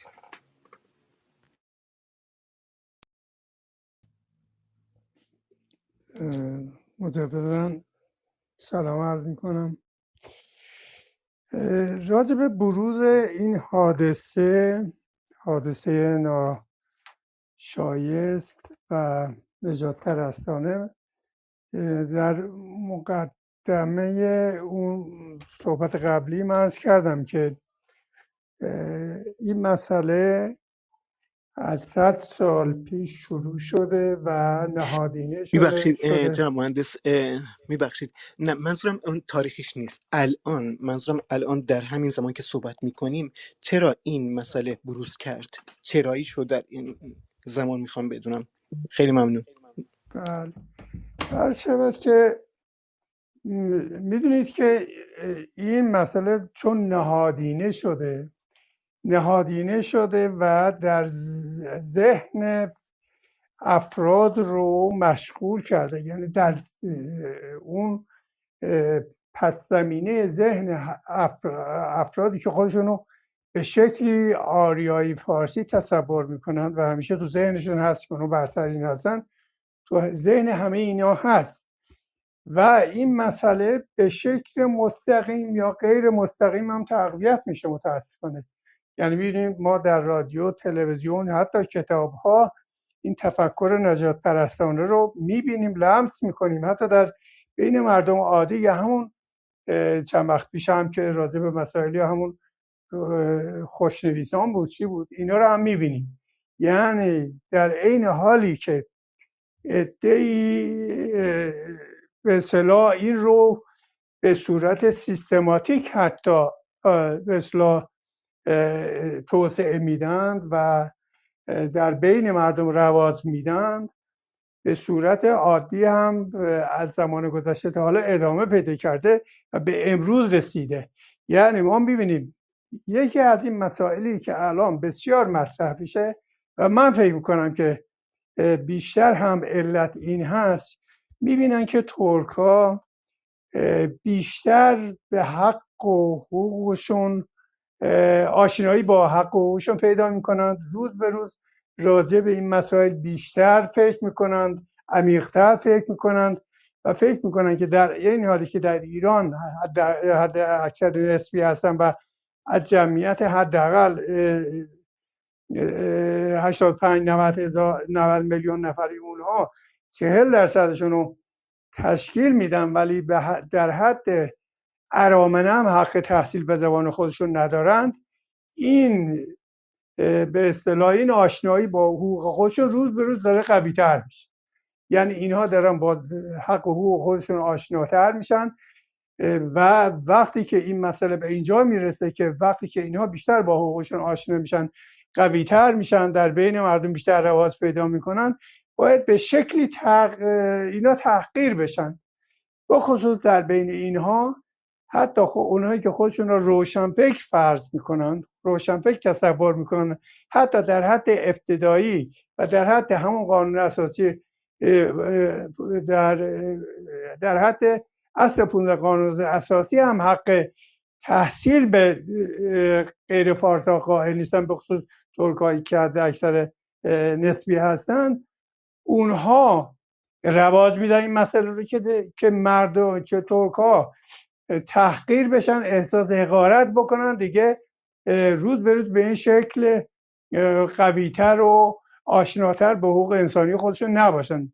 چرا که ما میبینیم که در اون دنیای مجازی میبینیم که حتی اینا ترس از این دارن که فرضاً ترک‌های خراسان هم دارن از حقوق حق خودشون دفاع میکنن، ترک‌های قشقایی هم همینطور، حتی ترک‌های کرمان و جاهای دیگه هم دارن به این حق و حقوقی که در کشور باید داشته باشن میرسند و آشنا هستند و از اون دفاع میکنن و این دفاع ترس در ذهن اینا انداخته که وقتی که اینا آشنا بشن به این حقوقشون و این جدی بشن در خواستار این حقوقشون، اون وقت ما دچار مشکل میشیم، از نظر اونها دچار مشکل میشن، چون که از نظر اونها این هست که همه چیز باید در قالب زبان فارسی، فرهنگ فارسی و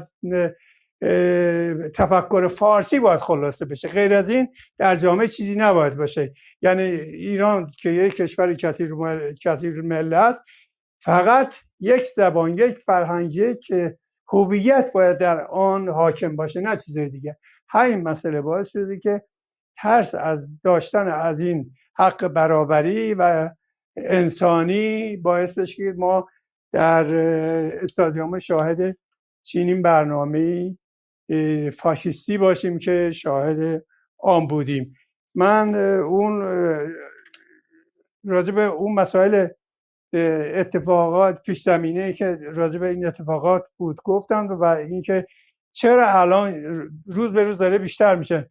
راجع به این مسئله یه مثال بگم. من اخیراً خبری رو خوندم که در اردبیل یک نام ترکی بیشترین طرفداران رو داشته و کودکانی که از مادر متولد می شدند این نام ترکی رو انتخاب کرد. یعنی به جای اینکه در گذشته ما می دیدیم مثلا هی تشویق می شد که مردم ایران یا برگرفته از اون اعتقادات فرزن نام اسلامی داشته باشن یا پانیرانیستا تشویق میکردن مثلا نام کوروش و داریوش و نمیدونم جمشیدی اینا بذارن، به جای اونها امروز مثلا نام ترکیه فرزن نمیدونم یاشار یا آیهان یا چیزایی از این قبیل بیشتر ملت آذربایجان میپسندن روی فرزندانشون بذارن و این آگاهی نشون میده که ملت ما روز به روز دارن به حق و حقوقشون بیشتر پی میبرن و قدرتمند میشن و این قدرت داشتن باعث میشه که تحقیر و توهین بر علیه اونو روز به روز بیشتر بشه. خیلی متشکرم. خیلی ممنونم مهندس راشدی عزیز از اینکه در اتاق من بودید امروز. خیلی خیلی متشکرم. کی میخوام من یه جنبندی خودم رو داشته باشم، بعدش اتاق با شما خواهد بود. دوستان عزیز، همانطور که میدونید موضوع مسئله تراکتور و پرسپولیس نیست. موضوع فراتر از اینها، یعنی مسئله نژاد پرستی در ممالک محروسه ایران هستش و اگه موضوع نژاد پرستی هستش پس موضوع قانونی است و اگر موضوع قانونی باشه موضوع حتما حقوقی است و این حقوق مربوط میشه به حقوق تمام ملت های ساکن در ایران و حقوق ترک ها در ایران. پس نبایستی فریب این گونه جنجال های موقتی را که به عنوان خبر زرد در جامعه مطرح میشن بخوریم. مواظب باشیم که برای سده آینده کاری نکنیم که یک سده هم در انتظار حقوق اولیه خود باشیم. خیلی ممنون. کیمی خانم بفرمایید. من هم ممنونم از جناب آقای دکتر ضیاست. اولا سلام عرض ادب خودم رو ابتدا بکنم و ازشون یه تشکر بکنم. خانم جال خیلی ممنونم. آقای راشدی انگار یه لحظه میخواستی مطلبی رو برای حضور بگین، درسته؟ چون مایکتون یه لحظه باز شد. نه بفرمایید. ببخشید، من فراموش کرده بودم که مایکم رو ببندم. عذر میخوام. زنده باشی. من فکر کردم شاید در موازات صحبت حضور میخوایم مطلبی رو بگین. از خانم ژاله هم خیلی ممنونم. نمیدونم صحبتی رو در نهایت میخوام با ما به اشتراک بذارم، مایکشون رو بزنن، ما از ایشون هم صحبت نهایی رو بگیریم. ولی کن من یه مطلبی رو بگم. مایک از خانم ژاله فعلا نمیبینم. تا زمانی که من یه چند ثانیه صحبت بکنم خانم ژاله، من منتظر مایک شما هم خواهم بود. البته آقای دکتر ضیاست هم اگر مطلبی رو دارن لطفاً با ما به اشتراک بذارن، همچنین الیار بی. ولیکن در موازات صحبت های özgür من یه مطلبی رو بگم. ما نزدیک 4 ساله در این کلاب هاوس با موضوع های مختلف یعنی اتاق گذاشتیم تا بتونیم ببینیم مثلا وضع و اوضاع این جامعه به هم ریخته که یکی هم من هستم از داخل همین جامعه به چه شکلیه. واقعا یک جامعه به هم ریخته که اصلا به هیچ عنوان نمیتونه، مثل یک ظرفیه که پودر شده و دیگه به هیچ عنوان نمیتونه این جامعه دوباره برگرده و در کنار هم دیگه قرار بگیره. همونجور که یکی از دوستان یه لحظه الان چون توی چت روم ما وقتی داری حرف میزنی این مطلب میاد بالا در مورد همین ساقط کردن این نظام و از این صحبت ها که نوشتن. من همیشه میگم مردمی میتونن یک دیکتاتوری رو ساقط بکنن که حداقل بتونن در کنارم فقط حرف بزنن. وقتی یک مطلبی رو گذاشته بودیم، میخوام به این اشاره بکنم، تو اون اتاقای قبلی نوشته بودیم چرا مردم ایران نمیتونن با هم دیگه صحبت کنن. این روشنفکرهای به ظاهر مرکز، من اسمشو نمیدونم اسمشو فارس بذاریم مرکز بذاریم، یعنی چون واقعا توی ترکا هم هست که تو مرکزن و باز همون تفکر مرکزگرایی رو دارن. یعنی از عرب از هر مردمی که مردمای مختلفی که در این کشور، در این کشوری به نام ایران وجود داره، بعد به من اعتراض کردن که نه ما مردم متمدنی هستیم و میتونیم با هم دیگه حرف بزنیم. و برای من اعتراض کردن که شما میخواین اختلاف بندازین بین مردم این ایران، ما اتفاقا متمدنیم. ولیکن الان داره خودش رو نشون میده. ما به هیچ عنوان نمیتونیم، از همون ابتدا هم گفتم، هیچ موقع ایرانی ها نمیتونن با هم دیگه حرف بزنن، از هم گریزونن. حتی در خارج از مرزهای ایران همچنان به زیر پای همدیگر رو خالی کردن و به همدیگه تهمت زدن و به دیگر ملت ها هم تهمت میزنن. نه تنها بین خودشون این تهمت زنی وجود داره، به نمیدونم به لهستانی هم توهین میکنه، به آلبانیایی هم، به هر کشوری از هر ملتی که هست به همشون اهانت میکنن، به همشون از اون منظر بالا نگاه میکنن. این همون خانم ژاله اشاره کرد، اون سیستمیه که سیستم تربیت اشتباهی هست که 100 سال در این کشور حاکمه و تا زمانی که این باشه، نه ایران، نه مردم ایران، نه آنچه را که ما همش داریم تلاش میکنیم به نتیجه برسیم، نتیجه نخواهد گرفت. آقای مهندس راشدی به مسئله در مورد این شیطنت اشاره کردن. من میگم این نمیشه گفت شیطنت، یه جورهایی این یک شاید از یک جایی این شیطنت شکل نگیره، این تو تربیت این بطن این مردم ایران نهفته شده.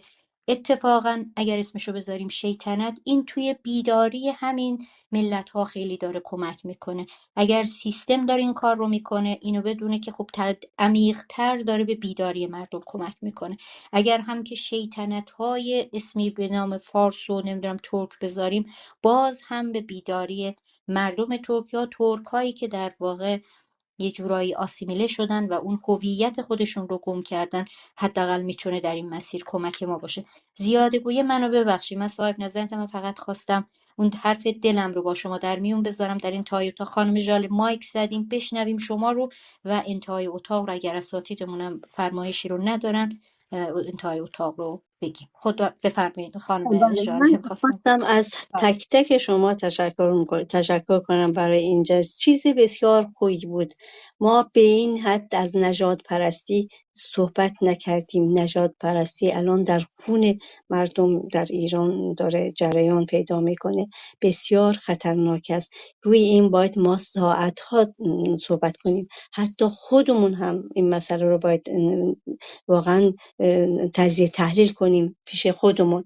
یه چیزی میخواستم بگم در رابطه با این که شما گفتین در ایران. ببینین اقلیت‌های ملی، من ملت میگم، من اتنیک نیستم، من اینو تکرار میکنم، ما اتنیک نیستیم. ملت با اون 35 میلیون انسان نمیتونه اتنیک باشه. من میگم ملل غیر فارس در ایران بسیار رشد کرده.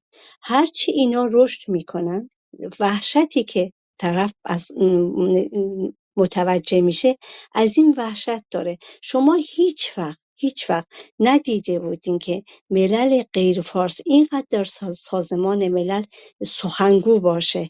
ما فروم حقوق اقلیت‌های ملی زبانی رو داشتیم آخر نوامبر اول دسامبر. ببینیم ما اونجا یک نفر به غیر از اقلیت‌های ملی ایران ندیدیم. یکی از بچه‌ها از من پرسید چرا از حقوق بشر ایران در اینجا نیست؟ سوال بسیار خوبی بود. گفتم تو میتونی بری باشون تو سایتشون بنویسین که اونجا هم مسائل ایران داره مطرح میشه.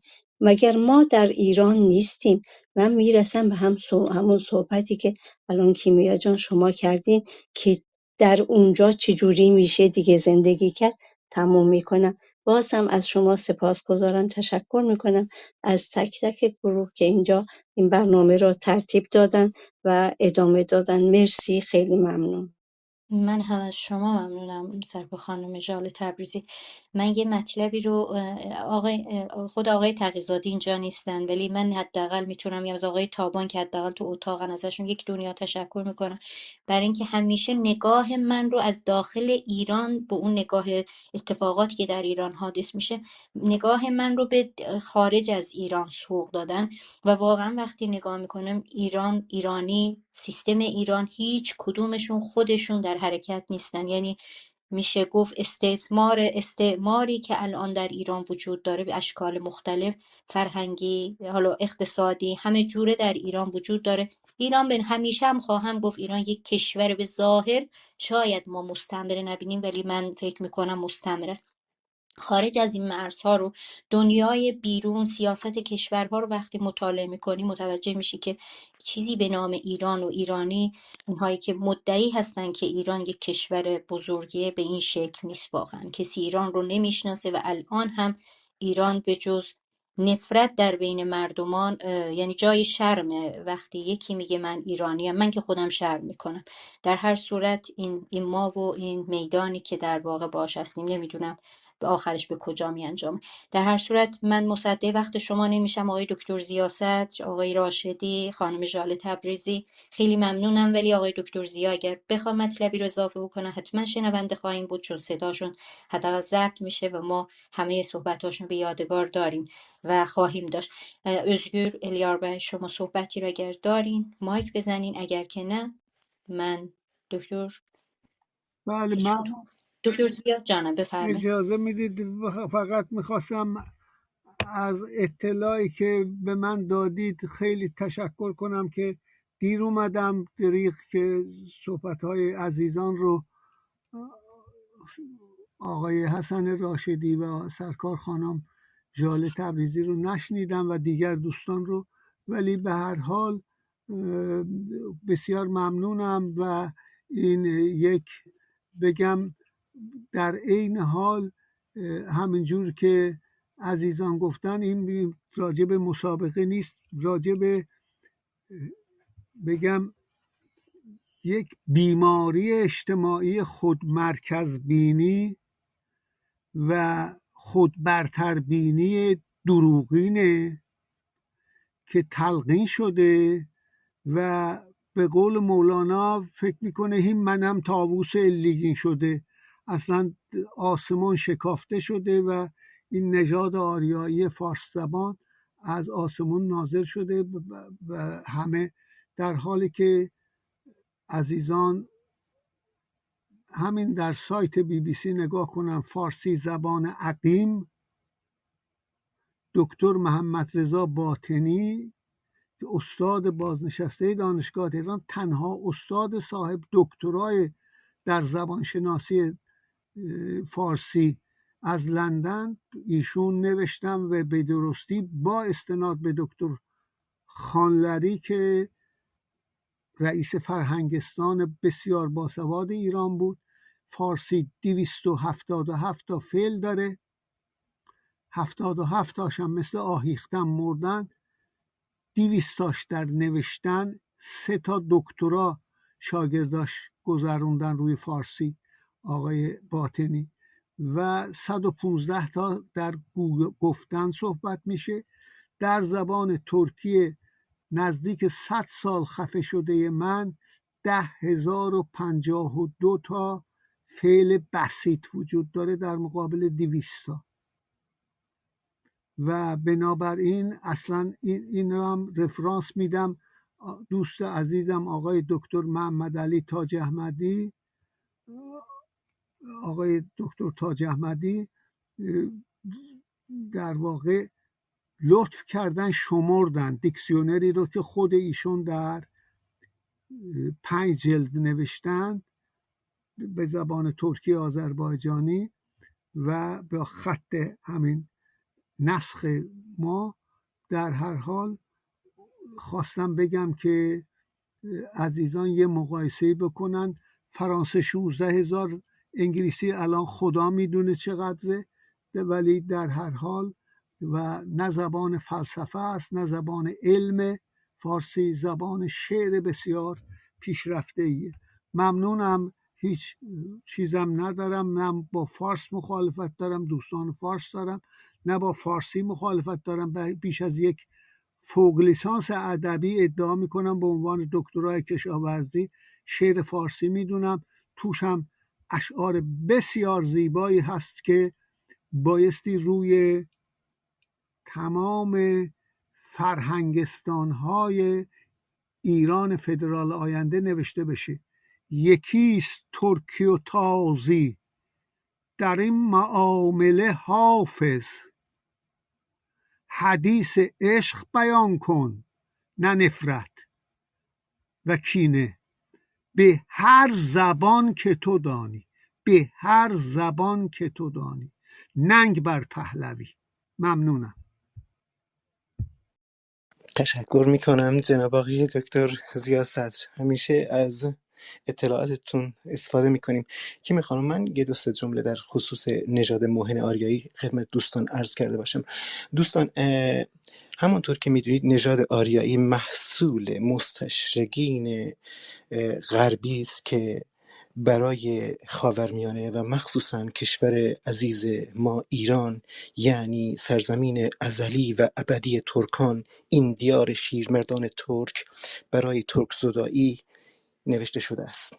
یکی از بهترین مقالاتی که میتونن دوستان به اون مراجعه کنن اینه: آخرین میخ بر تابوت آریایی، نوشته مرحوم ناصر پورپیراش. دوستان این مقاله رو حتما بخونن و این مسائلی که به ما تجهیز کردن همان مصداقش آقای علی شریعتی است که در لندن فاطمه است رو برای ما می نوشت، ولی خانومش با شورت و دامن که اصلا هم هیچ مشکلی نیست در خیابان‌های لندن قدم می زدن. خیلی ممنونم. که می خانم بفرمایید. من هم از همه شما عزیزان ممنونم که ما رو شنیدین. امیدوارم باز دوباره بزرگان ما ازشون مشورت بگیریم، باز تیترهای مختلف باز دوباره بتونیم اتاقی رو بذاریم فقط به جهت اینکه بشنویم هم دیگر رو، شاید یاد بگیریم، شاید بالاخره یه اتفاقای مثلا خوبی بیفته که من تقریبا میشه گفت به یه جوری به ناامیدی رسیدم. ولی که امپریالیستی که در وجود تک تک ایرانی ها هست، ایران راه به جایی نخواهد برد. با یه موسیقی شاد میخوام اتاق رو جمع‌بندی بکنم، موسیقی که من خیلی دوست دارم برای تراکتوره.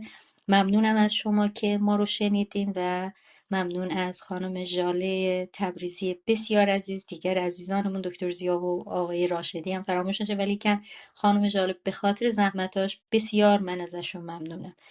به امید دیدار شما. اتاقای آقای رحم آبایراق هم فکر کنم این هفته داریم، باز دوباره با تایتلی در خدمت شما خواهیم بود. بشنویم با هم دیگه موسیقی رو. شما رو به خدای بزرگ میسپارم. مرسی.